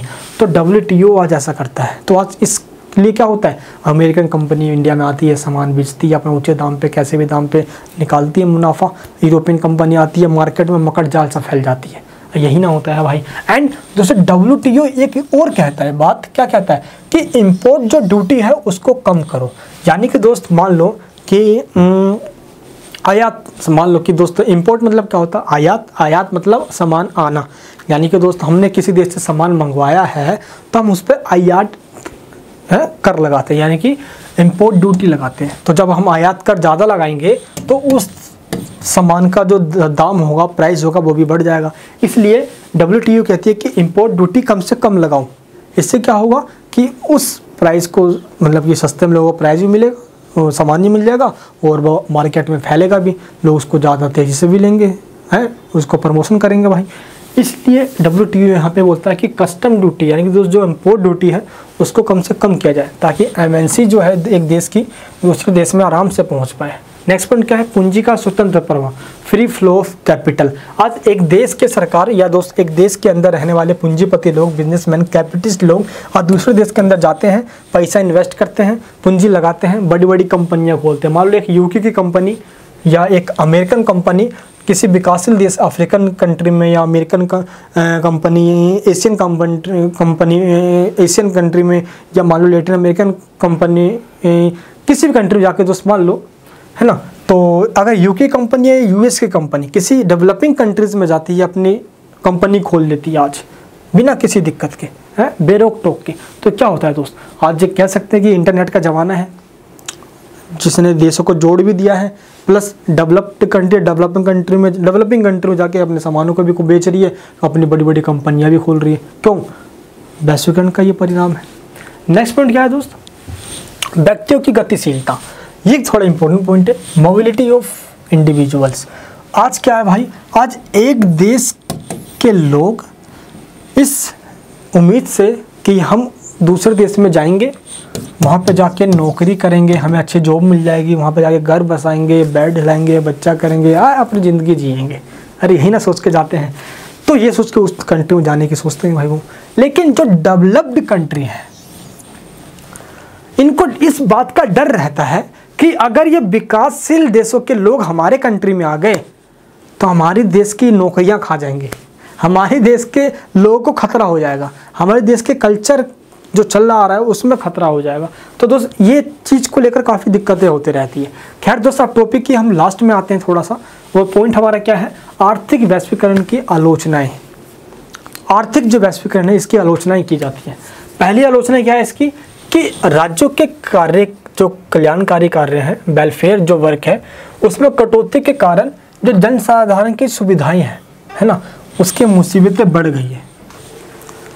अब भाई राज्य के कार्य में तो कटौती आई है, और जब राज्य कोई वेलफेयर काम नहीं करेगा तो जाहिर सी बात है लोगों की मुसीबतें बढ़ जाएगी। अब लोगों की मुसीबतें बढ़ी कैसे ही हैं भाई, देखो सबसे बड़ी बात क्या है कि सोशल सेफ्टी का जो नेट्स बना हुआ है देखोगे आप, तो लोगों को क्या चाहिए कि सरकार उनको बिल्कुल जाल बना के रखे इस तरीके से कि उनको कोई खतरा ना हो। वो एक जाल के अंदर, जाल मतलब एक देखा ना सुरक्षा कवच होता है ना, तो सुरक्षा कवच यानी कि सोशल सेफ्टी नेट्स होता है, तो उसमें लोग रहे ताकि उनको कोई खतरा ना आए। खतरा भी आए तो सरकार देख ले, हेल्थ, डिफेंस, एजुकेशन जैसी कोई भी कमियां हो तो सरकार उसको आराम से निपटा दे।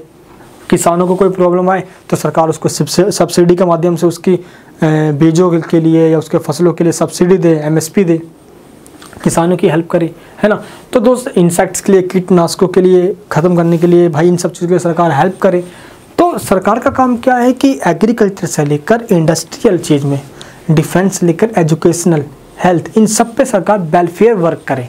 लेकिन आज क्या हो गया है, social security and public welfare के बहाने आज क्या हो गया है दोस्त, ग्लोबलाइजेशन और फ्री इकोनॉमी ने क्या कर दिया है, सरकार की इन कामों में कमी कर दिया है। क्यों? क्योंकि सरकार के पास तो कुछ रहा नहीं है, धीरे धीरे करके सब कुछ प्राइवेट होते जा रहा है, और जब सब कुछ प्राइवेट हो जाएगा तो सरकार क्या करेगी, बाबा जी का ठुल्लू। अब लोग बोलेंगे, सरकार क्या बोले, आज आने वाला समय ऐसा होने वाला है कि सरकार बोलेगी कि भाई अब खुद सारा अपना काम कर लो, खुद इकोनॉमी चला लो, खुद कब कर लो। अब आज भी तो यही हो रहा है, प्राइवेट सब कुछ होता जाएगा यार। तो देखो प्राइवेट मान लो कि इसके हाथ में सब कुछ आ गया, सब कुछ इसके हाथ में है, प्राइवेट है, इसके हाथ में, इसके में हाथ में भी है, तो कंपटीशन होगा। इस कंपटीशन क्या करेगा, प्राइस बढ़ा देगा। ये प्राइवेट हाथ में है भाई।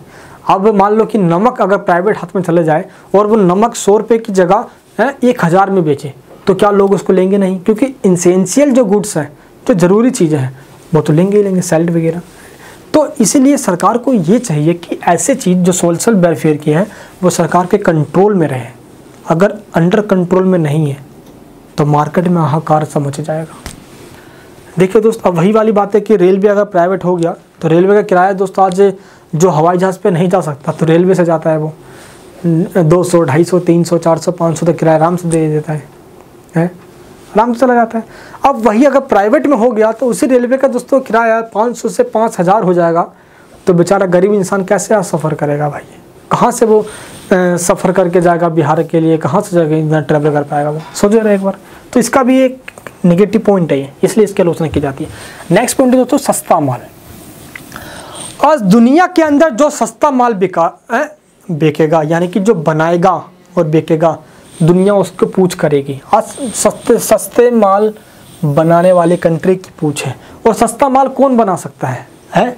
सस्ता माल बना के ट्रेड वही कर सकता है जिसके पास 3-4 कुछ टेक्नोलॉजी वगैरह है। जैसे उसके पास दोस्तों टेक्नोलॉजी होनी चाहिए, उसके पास सस्ते लेबर होने चाहिए, उसके पास मॉडर्न मेथड होना चाहिए उस सामान को या उस चीज़ को बनाने के लिए। अगर मैं अमेरिका की बात करूं दोस्त, क्योंकि आज इस ज़माने में दोस्तों अमेरिका, चाइना, जापान तो टेक्नोलॉजी के मामले में, लेबर के माध्यम में, मॉडर्न मेथड के माध्यम में एडवांस हो चुके हैं काफ़ी, बहुत तगड़ी रूप से।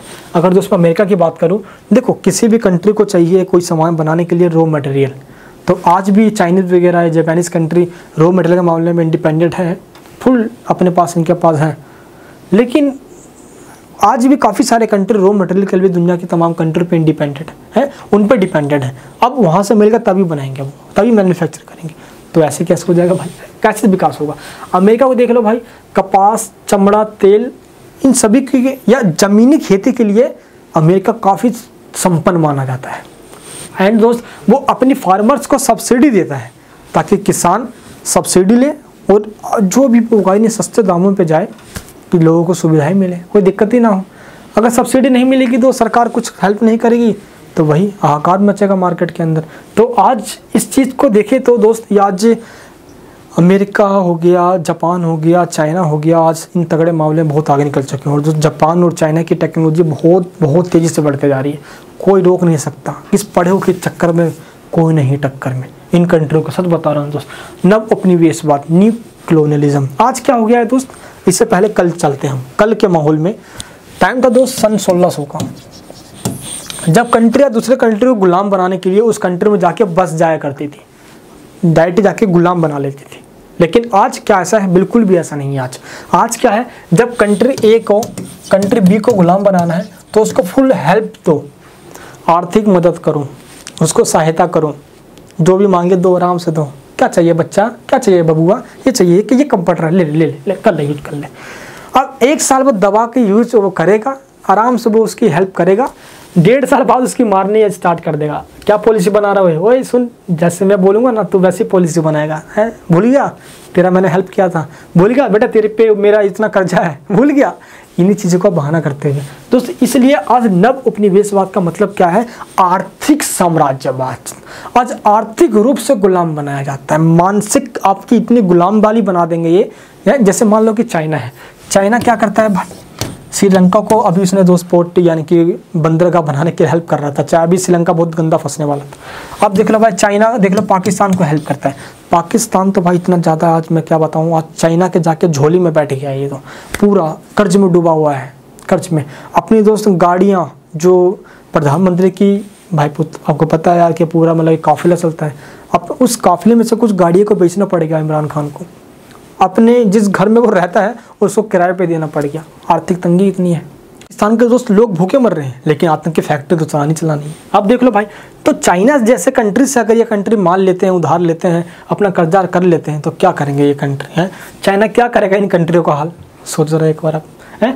तो इस तरीके से न्यू क्या हो गया है, कलोनलिज्म आ गया है। तो आज विकासशील देश विकसित देशों पर निर्भर हो गए हैं, डेवलप्ड कंट्री पे। और ये डेवलप्ड कंट्री क्या करते हैं, डेवलपिंग कंट्रीज को जो पॉलिसी होती है, पॉलिसी मेकिंग में अपना कंट्रीब्यूशन देते हैं, अपना दोस्त दबाव बनाते हैं, अपना प्रेशर बनाते हैं। इसीलिए दोस्त आज भारत सहित दुनिया के तमाम कंट्री के अंदर इस वैश्वीकरण यानी कि ग्लोबलाइजेशन की प्रक्रिया के विरोध में प्रदर्शन हो रहे हैं। क्या हो रहे हैं, विरोध प्रदर्शन हो रहे हैं। अगर दोस्त मैं पॉइंट गिनाऊं आप सभी को, तो आर्थिक वैश्वीकरण के कुछ लाभ भी हैं, ऐसा नहीं है कि इसकी हानि है। लाभ क्या है थोड़ा उस पर भी बात कर लेते हैं। आर्थिक विकास और खुशहाली आई है, क्यों, क्योंकि दोस्त सबसे बड़ी बात क्या है कि ग्लोबलाइजेशन ने क्या कर दिया, कंपटीशन खोल दिया। 1991 से पहले दोस्त इंडिया के अंदर कोई कंपटीशन नाम की चीज़ नहीं थी, क्योंकि सब कुछ सरकार के हाथ में था। क्या प्रोडक्शन करना है, कितना करना है, क्या प्राइस होगा, सब सरकार डिसाइड कर लेती थी। लेकिन 1991 के बाद क्या हो गया, कंपटीशन हुआ। अब एक देश के अंदर कंपनियां आ रही है, भारी कंपनी, एक देश की कंपनी, उनको लगा कि नहीं भाई, जो सबसे अच्छा माल बनाएगा और जो सबसे सस्ता बनाएगा उसकी माल बिकेगी। इसी चीज़ में क्या हुआ, कंपटीशन हुआ। आज कंपटीशन ये हो चुका है, जो यूट्यूब पे वीडियोस तो काफ़ी सारी बनाते हैं, जो अच्छे क्वालिटी देगा, अच्छे कंटेंट देगा, उसकी वीडियो चलेगी। आवाज़ देख लो भाई, आज मैं एक टॉपिक को समझाने के लिए पीपीटी यूज करता हूँ, एनिमेशन ग्राफिक्स यूज करता हूँ, एक एक इमेज के थ्रू समझाता हूँ, वरना दोस्त मैं एक लाइन पढ़ के बता दूँ या खड़े होकर यूँ बताऊँ, हेलो दोस्तों आज मैं आपको वैश्वीकरण पढ़ाने वाला हूँ। अब तो एक अलग तरीका से हो गया, क्यों, और लोगों से अलग करना है कुछ। अगर अलग नहीं करेंगे तो आप वीडियो क्लिक करोगे, क्या है ये सस्ता बंदरा है क्या, ये तो सस्ता बंदा है, चल निकल, हटा कर दो, खत्म कर दोगे। क्यों, आज दोस्त मार्केट में रिप्लेस करना है तो अच्छी क्वालिटी देनी पड़ेगी। कंपटीशन है का ज़माना है, गला काट प्रतिस्पर्धा है, किस पढ़े हो के चक्कर में, कोई नहीं टक्कर में क्या होगा, आप सोचते रह जाओगे कि नहीं मेरे को ये करना है, मेरे को ये करना है, जब तक वो नौकरी आपकी खा जाएगा। इसलिए आपको इस कंपटीशन के अंदर आप सोचोगे ना दोस्त कि कल कर लूँगा, ये कर लूँगा, वो कर लूँगा, भाई मत सोचो। जिस टाइम आप कुछ नहीं कर रहे हो ना, उस टाइम कोई ना कोई कुछ कर रहा होगा, और जिस दिन आप सोचोगे मैं ये बन जाऊँगा, बनूंगा, सोच ही रहोगे जब तक वो बन जाएगा। ध्यान रखना, जब रात को सो रहे हो ना दोस्त, तो कोई ना कोई पढ़ रहा होता है याद करना ये। तो कंपटीशन का ज़माना है, इसलिए भाई कुछ बड़ा करो। माता पिता का नाम रोशन यूँ नहीं हो जाता भाई, कुछ करना पड़ता है, समझे। नेक्स्ट क्या है दोस्त, फ्री इकोनॉमी का बहाने। आज क्या हो रहा है, आज फ्री इकोनॉमी है तो दुनिया भर की तमाम कंपनी आती है जो कि लो प्राइस पे सामान बेचती है, और लो प्राइस पे सामान काफ़ी अट्रैक्टिव करता है लोगों को। लोग पहुंच जाते हैं जहाँ पे सस्ता मिलता है वहीं पहुंच जाते हैं, सस्ता मिल रहा है, अच्छा मिल रहा है, दुनिया बोलती है सस्ता है, अरे ले लो भाई फटाफट और भर लो, यही होता है। वैश्वीकरण से राष्ट्रों के बीच जुड़ाव बढ़ा है, बिल्कुल बढ़ा है। क्यों बढ़ा है, क्योंकि टेक्नोलॉजी आ चुका है और सोशल मीडिया का ज़माना है। एक फ़ोन के अंदर आप हमारे वीडियोज़ को देख रहे हो, आप भी जैसे लाखों लोग इस वीडियोज़ को भी देखेंगे। आपने अगर शेयर किया, अगर आपकी वीडियो अच्छी लगी है तो भाई है ना, तो तमाम लोग इस वीडियो को देखेंगे। सेम उसी तरीके से आज एक देश दूसरे देश से जुड़ चुका है, आर्थिक रूप से डिपेंड हो चुका है। अगर हमारे देश में कभी आर्थिक तंगी आई है तो वो कंट्री जो हमसे रिलेशन रखता है वो भी बर्बाद होगा, क्योंकि कहीं ना कहीं वो हम पे भी डिपेंड होगा। इसलिए दोस्त डिपेंडेंसी को ख़त्म करना चाहिए। पूरी तरीके से ख़त्म तो नहीं कर सकते, लेकिन कम जरूर कर सकते हैं। यही बात मैं आपसे कह रहा हूँ। हम सब देशवासियों से कह रहा हूँ कि हम चाइना से अपनी डिपेंडेंसी ख़त्म नहीं कर सकते पूरी तरीके से, लेकिन कम जरूर कर सकते हैं। कम करते करते इतना कम कर दो कि एक टाइम लगे कि हाँ अब तो ख़त्म होने वाली है पूरी, ऐसा लगने लग जाए। दोस्त यहाँ पे एक बंदा है, ये बंदा है अमेरिका का राष्ट्रपति प्रेसिडेंट बिल क्लिंटन। इस बिल क्लिंटन ने क्या कहा था कि वैश्वीकरण की प्रक्रिया को उलट देना संभव नहीं है। यानी कि अगर हम सोचें ना कि वैश्वीकरण को ख़त्म कर देते हैं यार, हटा वैश्वीकरण छोड़ो, तो असंभव है ये, इम्पॉसिबल। आज कोई भी कंट्री सोचे कि नहीं हम दूसरे देश से संबंध नहीं रखते हैं, हम जो भी करेंगे अपना खुद ही कर देंगे, सब कुछ असेंबली भी यही करेंगे, प्रोडक्शन भी करेंगे, मैन्युफैक्चर भी यही करेंगे, तो ऐसा पॉसिबल कैसे हो सकता है? आज सब कुछ एक कंट्री के पास कैसे होगा है? अब देखो मैं ही बताऊँ आप सभी को, तो एक इंसान के अंदर सारी गुण कैसे हो सकती है? सर्वगुण संपन्न कोई भी इंसान नहीं है। कुछ क्वालिटी उसके अंदर है तो कुछ चीज़ उसके पास नहीं है, तो वो इंसान भी वो उन चीज़ों को पूरा करने के लिए किसी और पे डिपेंड है, ऐसा है ना? तो सेम वही चीज़ है। अब देखो दोस्त, एक क्या है कि मेरे को जो दाढ़ी बनानी थी, एक एग्जांपल देता हूँ, तो मैंने सोचा यार कि दाढ़ी वाड़ी सेव के लिए क्या करता हूँ, मैं जाता हूँ नाई वाली दुकान के पास और वहाँ पे भी आधे घंटे 1 घंटे बैठो तो मेरा नंबर आता है, टाइम वेस्ट होता है। मैं दोस्तों खुद ही दाढ़ी वाड़ी का इस तरह को घर में लेकर आ गया है। तो मुझे लगा कि चलो घर बना के, तो भाई मेरे भाई ने ये बनाया, मेरे यहाँ से छील दिया, मेरे यहाँ छील दिया और यहाँ पे टेढ़ा मेढ़ा कर दिया यार, देख लो ये पंजाब को दिख रहा है, दिख रहा है ये। अब हुआ क्या, इससे क्या सीख मिलता है? जो जिसका काम है उसे ही करने दो, ज़्यादा चापलूसी दिखाओगे तो साला दाढ़ी बाड़ी भी नहीं बचेगा, मुख भी कट जाएगा, समझ में आया? वही सेम चीज़ है आज। क्या है दोस्तों, इस वैश्वीकरण के युग के अंदर आज क्या है, दुनिया आपस में जुड़ चुकी है, आज इससे कोई बच नहीं सकता। इसलिए बिल क्लिंटन कहता है कि आज इसका कोई अल्टरनेटिव ऑप्शन नहीं है, इसका कोई भी विकल्प नहीं है, दुनिया पूरी जुड़ी हुई है, कुछ भी नहीं हो सकता है, पूरी दुनिया जुड़ी हुई है। आज क्या है कि अब बात करते हैं हम सांस्कृतिक परिणाम की, कल्चरल क्या कॉन्सिक्वेंसेस निकले, यानी कि सांस्कृतिक आयाम की बात करते हैं। आज उस दुनिया के अंदर आइडियाज़ को लेकर, कल्चर को लेकर बड़ा बात कहा जाता है। सब देशों के द्वारा ये भी कहा जाता है दोस्त कि आज एक देश की जो कल्चर है, संस्कृति है, भाषा है, वो लुप्त होते जा रही है। मेरा ये मानना है कि लुप्त तो नहीं हो रही, मैं ये तो नहीं कहूँगा कि आज भी संस्कृत लुप्त हो गई है दोस्त। जो भाषाओं की जननी है वो लुप्त कैसे हो सकती है? हाँ, कम जरूर हो सकता है, आज उसका यूज कम जरूर हो सकता है, लेकिन लुप्त नहीं हो सकती भाई, ये कहना गलत होगा यहाँ पे। चलिए दोस्त, हम भाषा यानी कि हम कल्चर की बात करते हैं। तो सब जीन्स हम पे थोपा नहीं गया, अमेरिकन की देन है, लेकिन हम अपनी पसंद से पहनते हैं। मैकडोनाल्ड में खाना खाना, पिज्ज़ा बर्गर खाना, पेप्सी पीना अमेरिकन की देन है। तो ये सब आज हमारे कल्चर का पार्ट बन चुका है। आज से 10-15 साल पहले, 20 साल पहले ये लोगों को नसीब भी नहीं था ये सब चीज़, कहाँ इनको कहाँ ये सब पता था, कहाँ ही करना पर्सनल था। लेकिन आज क्या है भाई, नहीं यही पहनना है, जीन्स ऊपर करना है, जूते बिना जुराब के पहनना है, क्या कल्चर है, जीन्स को फाड़ देना है। जो 7 से 20 साल पहले कोई फटा हुआ पहन लेता ना, सारा भिख मंगा आ गया है, लेकिन आज फटा हुआ जीन्स एक फैशन बन गया है। सोचो, हमारे कल्चर तो भाई ये था यार, कुर्ता है रेशम के बने हुए, गुजरात, ये हमारे कल्चर वो करता था, लेकिन आज ख़त्म सा होता जा रहा है। हाँ, लेकिन जो कल्चर हमारे इंडियंस की है, ये चीज़ ध्यान हो जो अब मैं बताने वाला हूँ, ये बात सच है कि हमने जो वेस्टर्न कल्चर को अपनाया है, लेकिन ये बात भी सच है कि वेस्टर्न कल्चर ने हमारे कल्चर को अपनाया है। दोस्त, आज अमेरिका में, स्विट्ज़रलैंड में, ब्रिटेन में, फ्रांस में हमारे दोस्त इन कुर्ताओं की बड़ी डिमांड है।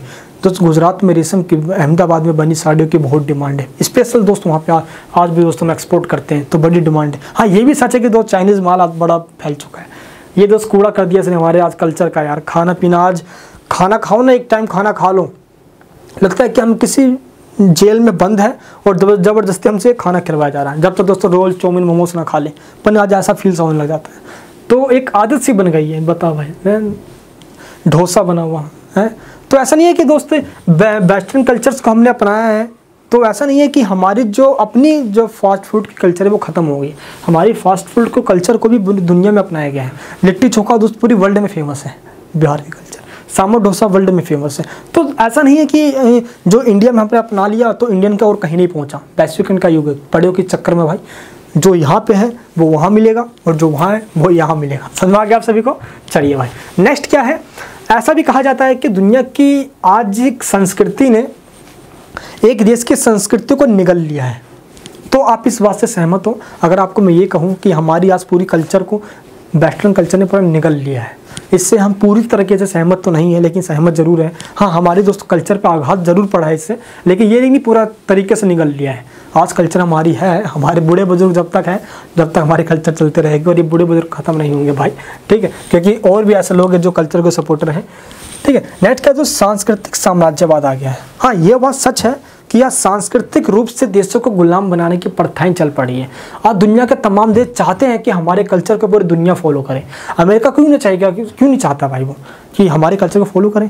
ब्रिटेन चाहेगा। तो बेस्ट कंट्री चाहेंगे कि दुनिया के देश हमारे कल्चर को फॉलो करें। इसी को बोलते हैं साम्राज्यवाद। कौन सी साम्राज्यवाद? सांस्कृतिक साम्राज्यवाद। जब कल्चर की बात आएगी तो सांस्कृतिक साम्राज्यवाद बोला जाएगा। ठीक है। विभिन्नताएं मतलब आज एक देश के अंदर डाइवर्सिटी पाया जाता है कल्चर के रूप में, है।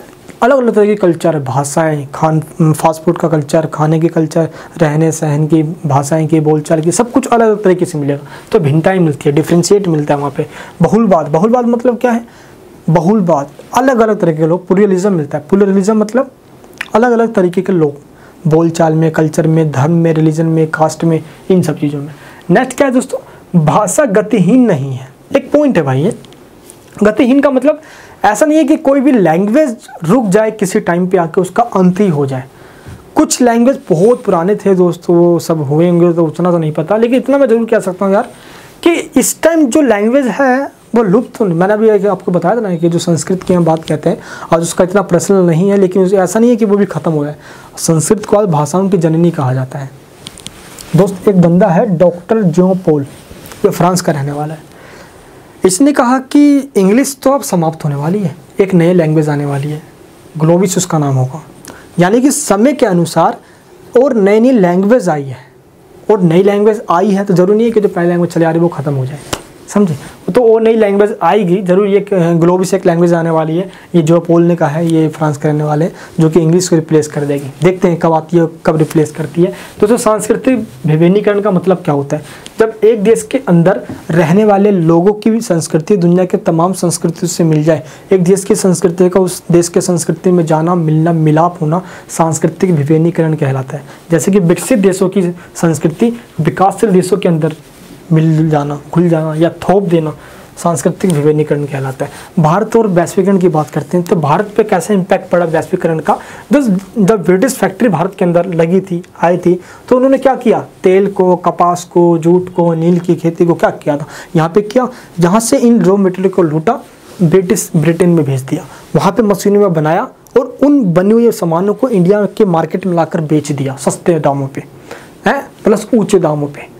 तो उनकी अपनी मनमर्जी चलती थी, प्लस उन्हीं माल को वो यूरोपियन मार्केट में बेचा करते थे, इससे वो मुनाफा बेनिफिट्स कमाया करते थे। तो होता क्या था दोस्त, सोचो जरा एक बार। तो इस वजह से इंडिया का दोस्त पूरा जो इंडस्ट्री है वो बर्बाद हो गया।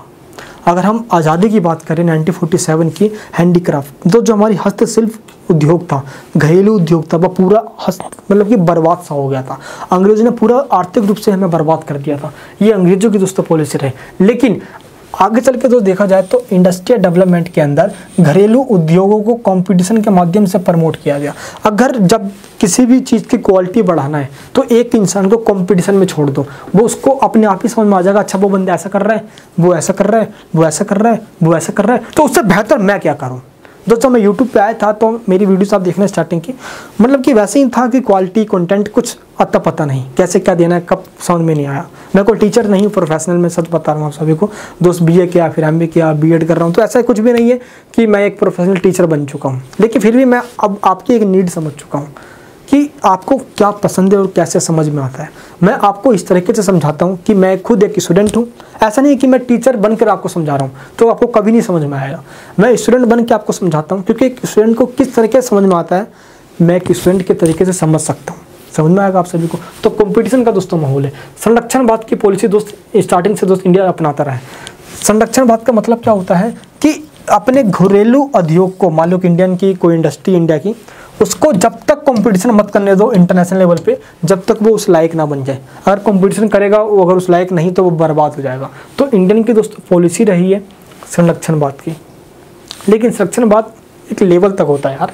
1956 के अंदर देखा जाए तो दोस्त पब्लिक सेक्टर को प्रमोट किया गया है ना, जो स्टेट के कंट्रोल में था, अब उसको प्राइवेट सेक्टर में देने की बात की गई कि तभी कुछ हो सकता है। और 1991 में दोस्तों जब हमने एलपीजी अपनाया, न्यू इंडस्ट्रियल पॉलिसी के तहत लिबरटाइजेशन, प्राइवेटाइजेशन एंड ग्लोबलाइजेशन, उदारीकरण, निजीकरण एंड वैश्वीकरण, तब जाकर दोस्त सभी कुछ प्राइवेट सेक्टर में दिया गया, सरकार के पास मिनिमम रखा गया और मैक्सिमम गवर्नमेंट हाथों से लेकर प्राइवेट में दे दिया गया। दोस्तों आज भी तो यही कहा जाता है कि मोदी क्या कर रहे हैं, मोदी जी सब कुछ प्राइवेट किए जा रहे हैं, प्राइवेट किए जा रहे हैं, तो सब लोग इसका आलोचना ही करते हैं। तो इसके अपने फायदे और नुकसान भी हैं, मैं इसके लिए एक सेपरेट वीडियो बनाऊंगा कि अपने इसके फायदे और नुकसान क्या है। दोस्त आज क्या है, दुनिया भर के MNC आज आती है, हमारे देश के अंदर व्यापार करती है, MNC आती है, पैसा इन्वेस्ट करती है, देश के अंदर उन लोगों को रोजगार देती है, सरकार को टैक्स देती है। अब क्या दोस्तों, इम्पोर्ट ड्यूटी सरकार क्या करती थी, पहले हाई लगा दिया करती थी, इससे सामान महंगा हो जाया करता था। WTO आ गया, अच्छा बेटा तेज चलेगा। WTO क्या करता है कि एग्रीमेंट हो गया, अब इम्पोर्ट ड्यूटी कम से कम होगा ताकि दुनिया के देश उस देश में जाकर सामान बेचेंगे, सामान लाएंगे, वरना ऐसे तो ग्लोबलाइजेशन का काम धंधा पड़ जाएगा, समझे। तो इम्पोर्ट ड्यूटी को कम से कम रखने की बात की गई। लाइसेंस राज को ख़त्म कर देगा। पहले क्या था, 1991 से पहले लाइसेंस लो सरकार से, तभी कोई इंडस्ट्री या बैंक या कोई बड़ी बड़ी फैक्ट्रियाँ खुलेगी। लेकिन अब क्या है, लाइसेंस राज खत्म हो गया। अब कुछ भी करना है तो आराम से कर सकते हो, अपनी इंडस्ट्री खोल सकते हो। इसके लिए बहुत बहुत धन्यवाद देना चाहेंगे हम मनमोहन सिंह जी का, बहुत बड़ा हाथ रहा उनका। वैश्वीकरण का भारतीय अर्थव्यवस्था पर क्या प्रभाव पड़ा, इसकी भी बात करते हैं। सबसे पहली बात है, पहला फर्स्ट पॉइंट है सबसे पहले दोस्त, प्रतियोगिता। देखो वैश्वीकरण की जब हम बात करेंगे भारत पे इम्पैक्ट की, तो इसके प्रॉफिट भी हुए और लॉस भी हुए। पहले हम प्रॉफिट की बात करें तो प्रतियोगिता के अंदर भारत को काफ़ी फायदा हुआ। कैसे फ़ायदा हुआ चलो समझाता हूँ। मान लो दोस्तों, इंडियंस कुछ बिजनेसमैन है, कैपिटलिस्ट हैं, अब उनको कंपटीशन में शामिल होने का मौका मिल गया। अब मान लो कि हम हैं इंडियंस, अब विदेशी कंपनियां क्या कर रही है, क्या बेहतर काम कर रही है वो, तो उससे बेहतर करने के लिए हमने पूरी कोशिश करी। इसी कोशिश में या इसी बेहतर के चक्कर में कंपटीशन हुआ और इस कंपटीशन ने एक कंट्री को काफ़ी उस लायक बना दिया ताकि वो उस काम भी कर सके भाई, ठीक है। तो प्रतियोगिता ने क्या कर दिया, क्वालिटी और क्वांटिटी बढ़ाने में बहुत मदद करी, ठीक है। तो दोस्त इससे हमने प्रतियोगिता में पार्टिसिपेट किया, क्योंकि अब तक क्या था कि हम 1991 से पहले सब कुछ कंट्रोल था गवर्नमेंट के द्वारा, संरक्षणवाद की पॉलिसी अपना रखी थी हमने, प्रोटेक्शनिज्म, सब प्राइवेट हाथ में कुछ था ही नहीं। तो संरक्षणवाद में क्या होता है, सरकार देखती है, सरकार कंपटीशन करने देती ही नहीं है, तो ऐसे हमें पता चलेगा नहीं भाई कि कितना कंपटीशन करना है हमें। अब देखो आज अगर आपको IAS की तैयारी करनी है तो आज उस स्टोर पे जाओ आप जहाँ पे पूरी बुक्स मिलती है IAS की। जैसे कि दोस्त मैं आपको अपना बताता हूँ, एक पर्सनल बात बताऊँ आपको मैं। जब मैंने दोस्त DU से मैंने रेगुलर ग्रेजुएशन किया हुआ था, है, तो मैं जब 3rd ईयर में था तो मैं दिल्ली में दोस्तों एक बुक डिपो है, जवाहर बुक डिपो, ये JNU के पास है ना, दिल्ली में हो गया आपको, बेरसराय JNU के पास है। तो जब मैं 3rd ईयर में था मैं वहाँ पे गया बुक लाने के लिए, मेरे पापा मेरे साथ थे। तो जब मैंने बोला भाई वहाँ पे जो शॉपकीपर था कि मेरे को IAS की सारी बुक निकाल के दे दो, मेरे अलावा दोस्त वहाँ पे एक लंबी कतार लाइन लगी हुई थी, इतने भयंकर लोग, फुल बड़े बड़े घर के लोग, फुल इंग्लिश मीडियम के लोग, फुल तगड़े। मैंने वाह भाई यार बहुत तगड़ा कंपटीशन है ये तो, अरे बाप रे मैं IAS निकाल भी पाऊँगा, डर सा लगने लग गया था, एक दहशत था मेरे दिल में फैल गया था। लेकिन फिर मैंने सोचा अब यार जब मैं अभी से ये सोच लूँगा तो रायता फैल जाएगा, क्योंकि मेरी तैयारी तो उस दिन से ही स्टार्ट हो गई थी जिस दिन मैंने सोच लिया था मेरे को IAS बनना है। और दोस्तों आज मैं UPSC की प्रिपरेशन कर रहा हूँ, नेक्स्ट अटैम्प्ट मैं यानी कि दोस्तों नेक्स्ट ईयर मेरा अटैम्प्ट होने वाला है और देखता हूँ दोस्त क्या होता है। लेकिन एक साथ ज़रूरी है कि एक पॉजिटिव वे से इसमें निकलना, क्योंकि IAS के कोई हवा नहीं है यार कि 2-3 घंटे पढ़ाई करके आप इसको निकाल दोगे। ये टाइम मांगता है, डिटर्मिनेशन मांगता है, फोकस मांगता है, ये सबसे बड़ी बात है, और पेशेंस भी मांगता है। ऐसा नहीं है कि आप बस अरे निकाल दूँगा, हुआ नहीं यार, ये बहुत बड़ा कॉम्पिटिशन है। तो उस दिन जब मैंने ये चीज़ देखा, घर पर आया मैं फटाफट स्ट्रैटेजी बनाया, नहीं भाई इतने घंटे ये करना है, इतने घंटे ये करना है, इतने घंटे ये करना है, तो घंटों पे घंटों देना स्टार्ट किया दोस्त। लगभग 17 से 18 घंटे की पढ़ाई ही है, जो मुझे ऐसा लगता है भाई जब आपका 20 क्लियर नहीं है तो उस चीज़ को समझो। और आज इस वीडियो को देखने के बाद आपको लग गया होगा कि यार किस तरीके से मैं कर पा रहा हूँ, तो मेरी कमियाँ क्या है, खासियत क्या है, ये वीडियो कैसी लगी आपको, इस वीडियो के एंड में कमेंट्स में ज़रूर बताना, ताकि दोस्त आपके इस कमेंट्स के द्वारा मैं थोड़ा सा मोटिवेट हूँ और मेरे को अपनी प्रिपरेशन में और इस वीडियोज़ को बनाने में थोड़ा मुझे हेल्प मिला। दोस्त वीडियोज़ बनाना मेरा ये पैसन है, तो मैं बनाता हूँ, मुझे अच्छा लगता है ये बनाना वीडियोज़। ऐसा नहीं है कि मेरा टाइम वेस्ट होता, नहीं, मैं पढ़ता हूँ और पढ़ाता हूँ, वही चीज़ मेरे दिमाग में आती है, ठीक है दोस्त। चलिए, तो नई तकनीकी और नए बाजार आने स्टार्ट हो गए इस ग्लोबलाइजेशन की वजह से। आज क्या हुआ भाई कि विदेशी पूंजी आज इन्वेस्टमेंट के माध्यम से दूसरे देश के अंदर जाती है, वहाँ पैसे इन्वेस्ट करते हैं वहाँ पे लोग जाके। तो इससे क्या होता है कि IMF और जो वर्ल्ड बैंक है वो क्या कहते हैं, वर्ल्ड दुनिया के तमाम देशों के अंदर के दरवाजे खोल दो, ताकि कोई भी कंट्री आए वहाँ पे पैसे लगा पाए। इससे क्या होता है, जो बैंकिंग और जो वित्तीय क्षेत्र है, यानी कि जो बैंकिंग एंड जो फाइनेंशियल सेक्टर है, उनके क्षमता में वृद्धि हो गई है। क्योंकि भाई जब किसी भी देश का कोई बैंकिंग सेक्टर या कोई इंडस्ट्री या कोई भी सेक्टर आता है किसी और देश के अंदर और वहाँ के बैंक में आके पैसा जमा करता है, तो उस देश के उस बैंक को फ़ायदा होता है। पैसा जमा हुआ है तगड़ा भाई, तो बैंकिंग सेक्टर को इससे फ़ायदा हुआ, फाइनेंशियल सेक्टर को इससे फ़ायदा हुआ। लोकतांत्रिक प्रक्रियाओं का विस्तार, that means expansion of democratic process. इससे क्या हुआ, देखो सूचनाएं क्रांति आई। आज दोस्त अगर हमें देश की सरकार की आलोचनाएं करनी है तो हम आराम से कर सकते हैं सोशल मीडिया के माध्यम से। हमें अपने विचार को रखना है तो हम आराम से रख सकते हैं सोशल मीडिया के माध्यम से। दोस्त तो इसने क्या कर दिया, डेमोक्रेसी में ज़रूरी होता है ट्रांसपेरेंसी आना, और इस ट्रांसपेरेंसी को लाने के लिए टेक्नोलॉजी और सोशल मीडिया का सहारा बहुत अच्छे तरीके से लिया जा रहा है। तो इसने एक अलग से क्रांति लेकर आ गया भाई। तो वैश्वीकरण का विरोध और इसकी आलोचना कैसे की जा रही है, इस पर बात करते हैं हम। सबसे पहले बात करेंगे वैश्वीकरण की विरोध की या आलोचना की बात करते हैं हम, तो दो तरीके से की जाती है, एक है लेफ्टिस्ट और एक है राइटिस्ट। लेफ्टिस्ट उनको कहा जाता है जो सोशलिज्म या साम्यवाद को फॉलो करते हैं, जो सोवियत यूनियन की आइडियोलॉजी हुआ करती थी, ठीक है। एंड नेक्स्ट है दोस्त राइटिस्ट, जो कैपिटलिस्ट यानी कि अमेरिकन जो आइडियोलॉजी उसको फॉलो करते हैं। तो पहले हम बात करेंगे लेफ्टिस्ट की। तो इनका क्या कहना है कि ये जो निजीकरण है ना, जो आज मोदी जी किए जा रहे हैं प्राइवेटाइजेशन, ये एक देश की इकोनॉमी को बर्बाद कर देगी। क्यों? क्योंकि आज क्या होता है कि प्राइवेटाइजेशन करते हैं हम, तो मान लो कि जहाँ पे किसान खेती करने का जगह है, आज उस किसान की खेती की जगह को छीन लेते हैं और वहाँ पे स्पेशल इकोनॉमिक जोन के बहाने वहाँ पे बड़ी बड़ी इंडस्ट्री बना देते हैं। लेकिन बेचारे किसानों को मुआवजा मिलता नहीं है, वो आत्महत्या करने पर उतारू हो जाते हैं। इससे विरोध प्रदर्शन स्टार्ट हो जाता है। पहली बात ये लेफ्टिस्ट कह रहे हैं। किसानों की बात, मजदूरी की बात करते हैं ये तो भाई। सेकंड पॉइंट क्या है, इससे गरीबी उन्मूलन के कार्यों में बहुत कमी आ गई है। आज क्या है भाई, संसाधनों की कमी के कारण रिसोर्सेज है नहीं सरकार के पास, तो सरकार आज वेलफेयर काम कर नहीं पाती है, गरीबी उन्मूलन या गरीबी महामारी गृह युद्ध मिटा नहीं पाती है। तो इससे क्या होता है, बहुत बड़ी दिक्कत है। तो सोसाइटी में आज जो गरीब वो गरीब होते जा रहे हैं, अमीर होते जा रहे हैं, क्योंकि पैसे से पैसा बनता है और अमीर पैसा इन्वेस्ट करते हैं, उससे से पैसा बनाते हैं। वो गरीब बेचारे क्या करेंगे, दो रोटी के लिए तरसते हैं ये तो यार। नेक्स्ट क्या है, नई प्रौद्योगिकी से उत्पादन में बढ़ोतरी होती है। थर्ड पॉइंट है अगर नई टेक्नोलॉजी आएगी तो उत्पादन तो बढ़ेगी, नो डाउट इससे, लेकिन उत्पादन तो बढ़ती है, लेकिन इन नई टेक्नोलॉजी ने लोगों को फालतू बना दिया है। आज वो काम जो लोग 2 दिन में क्या कर लेते हैं, 4 दिन में क्या करते थे, वही दोस्तों वही काम 2 घंटे में अब मशीन कर देती है। तो लोग फालतू बन गए, अनएम्प्लॉयमेंट बढ़ गया इससे।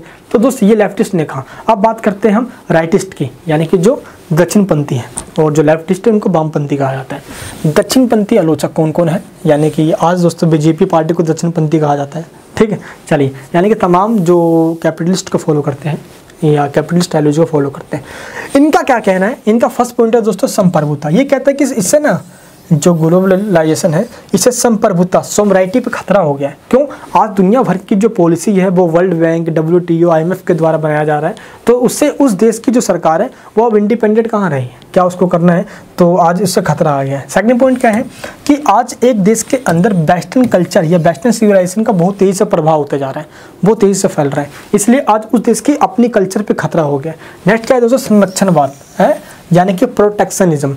आज क्या है कि सरकार क्या करती है, देखो जो राइटिस्ट है वो बहुत तगड़ी सपोर्टर है प्रोटेक्शनिज्म की, यानी कि संरक्षणवाद की। और इसका मतलब क्या होता है कि एक देश के जो बिजनेसमैन है या एक देश के दोस्तों कैपिटलिस्ट हैं, उनको जब तक इंटरनेशनल लेवल पे कंपटीशन करने मत दो जब तक वो उस लायक ना हो जाए।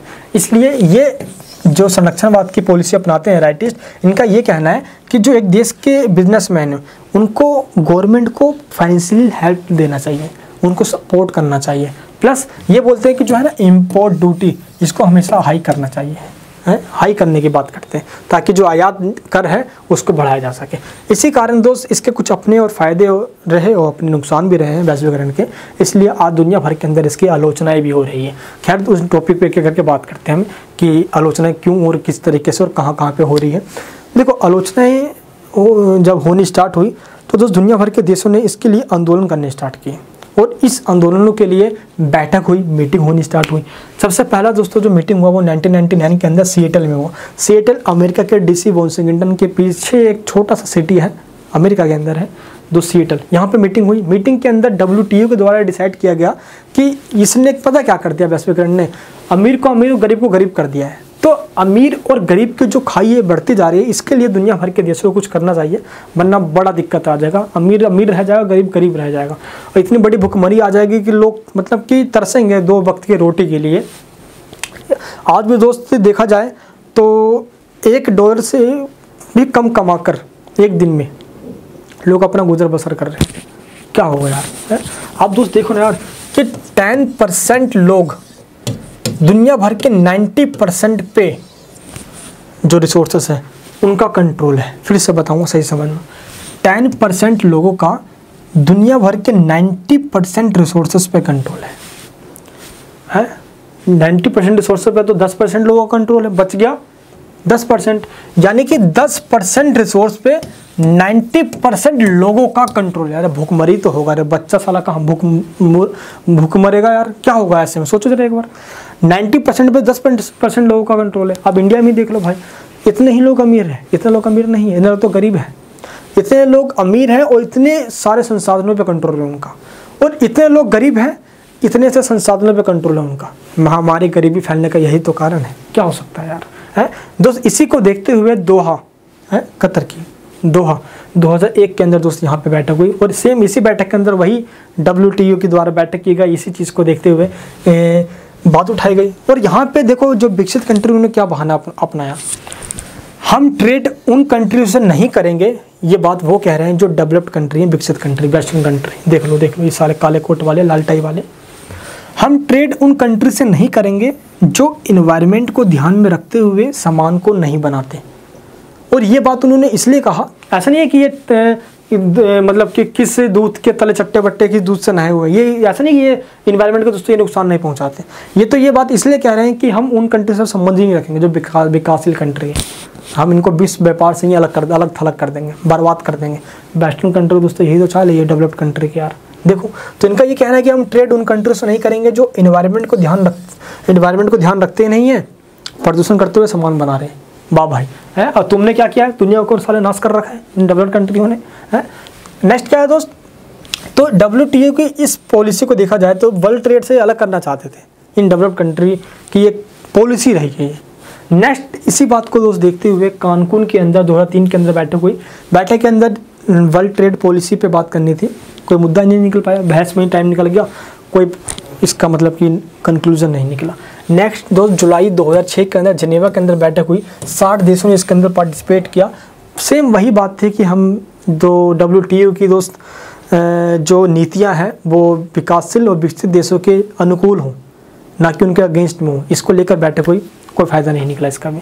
नेक्स्ट दोस्तों WTO के द्वारा 2009 में एक रिपोर्ट दी गई, और इस रिपोर्ट में कहा गया कि फ्री मार्केट को प्रमोट किया जाए। फ्री मार्केट प्रमोट होगा, अपने आप ही देश के अंदर प्रमोशन होगा, ट्रेड एक्टिविटी बढ़ेगा। अब फ्री मार्केट होगा, दुनिया देश की कंपनी आएगी, उस देश के अंदर आके सामान बेच पाएगी, तो सामान बेचेगी तो उस देश की सरकार को टैक्स मिलेगा। लेकिन उसको क्या पता कि सामान बेच के देश के अंदर लोगों को लत लगवा देगी वो, है। लोग अब उस सामान के आदी बन जाएंगे। जब उस सामान के आदी बन जाएंगे ना, तो स्टार्टिंग में तो सस्ते दाम पे होगा, वो आगे चल के दाम बढ़ा दिया जाएगा। अब लोग तो आदी बन चुके हैं, बढ़े हुए दाम पे भी लेना वो चाहेंगे। और जब जियो आया था तो सस्ता था ना, फ्री मिल रहा था। अब आदी बन गए, लो भाई अब दाम बढ़ना स्टार्ट हो गया। आज देख लो भाई, अब क्या जियो को लेता नहीं है, हम सब रिचार्ज करवाते हैं। जिस दिन रिचार्ज खत्म हो गया लगे, उस दिन तो लगे शरीर से आत्मा निकल गया बाहर, जल्दी से रिचार्ज करवाए, कुछ कमी सा महसूस होने लग जाता है। तो आज ऐसा काम हो चुका है, ठीक है। जुलाई दोस्तों 2014 के अंदर TFA ट्रेड फैसिलिटेशन एग्रीमेंट के ऊपर 2014 के अंदर इंडिया ने सिग्नेचर करने से मना कर दिया था। पता है, मना कर दिया सिग्नेचर करने से। क्यों? क्योंकि भाई इसके अंदर क्या था कि जो सरकार है वो अब सब कुछ प्राइवेट ही कर देगी। मतलब कि फ्री ट्रेड को इतना तगड़ा प्रमोट करेगी, कुछ सरकार के हाथ में नहीं रहेगा, प्रोटेक्शन सरकार कुछ देगी ही नहीं, सब कुछ प्राइवेट हाथ में छोड़ दो। मना कर दिया था भाई सिग्नेचर करने से, लेकिन कहाँ कुछ बड़ा फायदा हो पाया इसका, सरकार तो वही काम कर रही है। चलिए दोस्तों नेक्स्ट पॉइंट क्या है, वर्ल्ड सोशल फोरम WSF दुनिया भर के अंदर वैश्वीकरण ग्लोबलाइजेशन का विरोध करने वाली सबसे बड़ी संस्था ये ऑर्गेनाइजेशन है, ये जो दुनिया में दोस्त आज ग्लोबलाइजेशन का विरोध कर रही है। ये ग्लोबलाइजेशन को कम करने, इसके जो नेगेटिव पॉइंट्स हो उसको कम करने की दोस्तों बात कर रही है। इसलिए बैठक हुई है 2001, फिर दोस्तों 2007 में 2 बार इसकी बैठक हुई है केन्या की राजधानी नैरोबी के अंदर, जहाँ पे दोस्त ये बात करता है न्यू लिबरलिज्म के ऊपर, यानी कि किस तरीके से नव उदारवाद ने दुनिया को अपने जाड़ में आर्थिक और सांस्कृतिक साम्राज्यवाद के रूप से जकड़ रखा है। आर्थिक, इकोनॉमिकल इंपीरियलिज्म और कल्चर इंपीरियलिज्म के द्वारा लोगों को कैसे जकड़ रखा है। ठीक है दोस्त, तो यस, तो ये चीज़ हो गया। भारत द्वारा वैश्वीकरण का विरोध, बिल्कुल भारत द्वारा वैश्वीकरण का विरोध किया जा रहा है। क्यों किया जा रहा है दोस्त? आज देखा जाए तो राज्य वेलफेयर काम कर नहीं रहा, लोग गरीब है, गरीबी है, क्योंकि गरीब हटाओ के नारे तो दोस्तों हर चुनाव में दे दिए जाते हैं। ये क्या है? ये लुभावन नाते होते हैं, यानी कि नेताओं के द्वारा लोगों को लुभाने के लिए ऐसे नारे दे दिए जाते हैं, लेकिन फिर भी ये सच्चाई जो है वो आपके सामने है। राज्य के द्वारा दोस्त खर्चों में कटौती कर दी गई है, कल्याणकारी काम हो नहीं रहा, बेचारे लोग भूखे प्यासे मर रहे हैं, अनएम्प्लॉयमेंट तगड़ा है दोस्त। सोच देख लो आप, अनएम्प्लॉयमेंट तो बहुत तगड़ा है देश के अंदर, आज सबसे बड़ी बीमारी बन चुकी है। अब न्यू एजुकेशन पॉलिसी आया है, इसके अंदर इस बात को उठाया गया है कि लोगों को आगे चल के जॉब में कोई प्रॉब्लम ना आए उसका ध्यान रखा जाए, इसलिए बच्चों को 6th क्लास से ही दोस्त कोडिंग के लिए, डेटा साइंस के लिए एंड दोस्त कंप्यूटर की जानकारी शुरुआत से ही दी जा रही है, क्योंकि आगे नीड इसकी होती है, क्योंकि अब तक जो हमें पढ़ाया जाता है उसको आगे जरूरत होती नहीं है, जिसकी आगे जरूरत होती है वो हमें पढ़ाया नहीं जाता है। लेकिन अब न्यू एजुकेशन पॉलिसी में उसका बिल्कुल ध्यान रखा गया है। तो सरकार की दोस्त कह सकते हो कि एक ढक्कन खुला, लेट खुला लेकिन खुला है। हमारे टाइम में ये न्यू एजुकेशन पॉलिसी आ गया होता तो हमारे टाइम आ जाता, इतनी दिक्कत हमें नहीं आती। हमें बहुत कुछ सीखने में टाइम लगा, एडिटिंग का, ग्राफिक्स का, बहुत सीखने ये शुरुआत से ही जाए। देखो जब ये सब चीज़ें जो फंडामेंटल है यार, ये सब लोगों को स्कूल के टाइम से ही सिखाना चाहिए ताकि आगे उनको दिक्कत ना हो। अब बच्चा क्या होता है कि 20-22 साल का, 23-24-25 साल का होता है, जब जाके वो सीखना स्टार्ट करता है। कहाँ से करेगा वो? सीखेगा कि शादी करके बच्चा करेगा जी। चलिए, अमेरिकन एंड यूरोपियन कंपनी, अब ये कंपनी फुल दादागिरी दिखाती है अपनी। ये कंपनी क्या है? ये कंपनी बोलती है कि जो चीज़ हमारी है हम उस पर अपना पेटेंट कर लेंगे। पेटेंट मतलब क्या होता है? मोनोपोली, एकाधिकार ले लेंगे अपना, उस पर हमारा अधिकार हो जाएगा। अब जिस पे हमारा एकाधिकार है वो हम अपने किसी भी दाम पे बेचें। जैसे कि दोस्त अमेरिकन यूरोपियन कंपनी क्या कहती है कि नीम पे और हल्दी पे ये हमारी है, हम इस पे क्या कर लेंगे? हम अपना मोनोपोली क्रिएट कर लेंगे, पेटेंट कर लेंगे, और इसके बाद दुनिया भर के अंदर जिसको भी इसको लेना है तो लो, जो हम दाम रख रहे हैं। सोच रहा है एक बार, ये पेटेंट, ऐसे सामान अगर पेटेंट हो गया तो क्या हाल होगा यार, है? दुनिया भर की सरकार तबाह हो जाएगी। तो सर राइट विंग के द्वारा कुछ क्रिटिसाइज किया गया, यानी कि जो दक्षिणपंथी हैं उनका क्या कहना है इस पर बात करते हैं। आपको पता है कि मल्टीनेशनल दोस्तों जो कंपनी है उनका ये विरोध करते हैं इस बात को लेकर, इससे सोवरेनिटी को खतरा हो गया है, संप्रभुता को खतरा हो गया है। ठीक है, WTO का भी दोस्त ये क्या कहते हैं, जितने भी इंटरनेशनल जो ऑर्गेनाइजेशन है ये उनका इस बात को लेकर विरोध कर रहे हैं कि इससे एक देश के अंदर जो उसकी इंडिपेंडेंस है गवर्नमेंट की, उसको भी प्रॉब्लम हो गई है, उनकी संप्रभुता की, उनकी शक्ति को भी दिक्कत आ गई है। ठीक है, आज वो स्वतंत्र रूप नहीं है उनका आज किसी भी पॉलिसी को क्रिएट करने के लिए, आज इंटरनेशनल दबाव ज़्यादा है, WTO, IMF वगैरह का। दोस्तों डेवलप्ड कंट्री क्या करते हैं? अपने देश के अंदर फार्मर्स को सब्सिडी देते हैं सब्सिडी, इससे उनकी फसल पे सस्ते पड़ जाती है और मज़े से वही रहते हैं वो। हमारे देश के अंदर ऐसा कुछ है नहीं है। आज से अगर जो इकोनॉमिक एक्टिविटी कर रहे हैं दोस्तों, आज ट्रेड करने की सोचते हैं, जो स्टार्टअप करने की सोचते हैं, सरकार अगर उनको आर्थिक रूप से हेल्प करे, अगर उनको प्रमोट करे दोस्त, आगे वो कमा के देश के अंदर तो देंगे। लेकिन क्या करे, सरकार ऐसा कुछ करते नहीं है। सरकार जब ऐसा नहीं करती, लोग पढ़ते हैं यहाँ से विदेश भाग जाते हैं, पढ़कर यहाँ सब कुछ यहाँ कर रहे, कमाने बाहर चले जाते हैं, सब कुछ यहाँ पे क्या और फ़ायदा विदेश को दे रहे हैं। तो सरकार को ये चीज़ सोचना चाहिए कि भारत में ही पढ़े हुए लोग भारत में ही रुके, सब कुछ यहीं पे करते, क्यों हम विदेश जाएंगे भाई। आज दोस्त टॉप 10 के अंदर हमारी कोई भी एजुकेशनल इंस्टीट्यूशन आज तक नहीं आई है। क्यों नहीं आई है? कब बेहतर करोगे? सोचो चाहे एक बार, एजुकेशन का धज्जिया उड़ा रखा है पूरा यार। बाकी दोस्त जो कल्चर एक्टिविटीज़ है यार, ये तो हमारा पूरा नष्ट हो चुका है। देखो आज हमारी फास्ट फूड का कल्चर जो है, वो खान पीने का तरीका बिल्कुल टोटली चेंज है। एंड आज देखा जाए तो वेस्टर्न कल्चर को हमने आज अपना एक नेशनल एक क्या तो फेस्टिवल जैसा बना दिया है। जैसे कि वैलेंटाइन डे देख लो, है क्या हमारा है भाई वैलेंटाइन, क्या ये चापलूसी है यार ये। लेकिन वैलेंटाइन डे है आता है तो एक राष्ट्रीय पर्व जैसा बनाया जाता है उस दिन। अरे भाई यार वैलेंटाइन डे है भाई, तो न्यूज़ चैनल की पूरी हेडलाइन से बन जाती है। धन्यवाद दोस्तों, कहना चाहता हूँ इस वीडियो के एंड तक आप मेरे साथ बने रहे। ये वीडियो दोस्त आज यहीं पे समाप्त होती है। छोटे से लेकर हर एक टॉपिक को हमने समझाया, हर एक टॉपिक आपको मैंने समझाया। ये वीडियो आपको कैसे लगी नीचे मुझे कमेंट बॉक्स में बताना। क्लास 12 पॉलिटिकल साइंस का दोस्त ग्लोबलाइजेशन का 9 चैप्टर है ये हमारा आज समाप्त होता है यहीं पर। अगर आप के लिए टॉपिक किसी भी क्लास के अंदर हो, आप किसी भी चीज़ के लिए आप पढ़ाई कर रहे हो तो ग्लोबलाइजेशन दोस्तों बहुत इंपॉर्टेंट टॉपिक है। बीए प्रोग्राम 3rd ईयर में हो, पॉलिटिकल साइंस में 3rd के अंदर हो, तो काफ़ी इंपॉर्टेंट टॉपिक है। मुझे लगता है दोस्त आपको ये टॉपिक समझ में आ चुका होगा। अगर आपको ये टॉपिक समझ में आ गया है तो आपका बहुत बहुत धन्यवाद, और ये मैं अपना प्लेजर समझूंगा कि मैं आपको ये टॉपिक समझा पाया। एंड इस वीडियो को शेयर जरूर करना ताकि हर एक बच्चे के पास ये वीडियो पहुंचे, उसको ये टॉपिक इजीली समझ में आ जाए। सब्सक्राइब करने से आप मेरे इस दिल के मेंबर बन जाओगे। ऐसे ही रेड बटन इस बगल में होगा, उसको दबा के बेल आइकन ऑन करना ताकि ऐसे ही और वीडियोस अगर चैनल पे आए तो सबसे पहले आप तक पहुँच जाए, आप उसको देख के फुल जोश अपने अंदर ले आओ। मिलूंगा दोस्त नेक्स्ट वीडियो के अंदर, क्योंकि एक ही बात मैंने ठाना है, भारत को फिर से विश्व गुरु बनाना है। मिलूंगा दोस्त नेक्स्ट वीडियो के अंदर, अपना प्यार बनाए रखना। जय हिंद, जय भारत।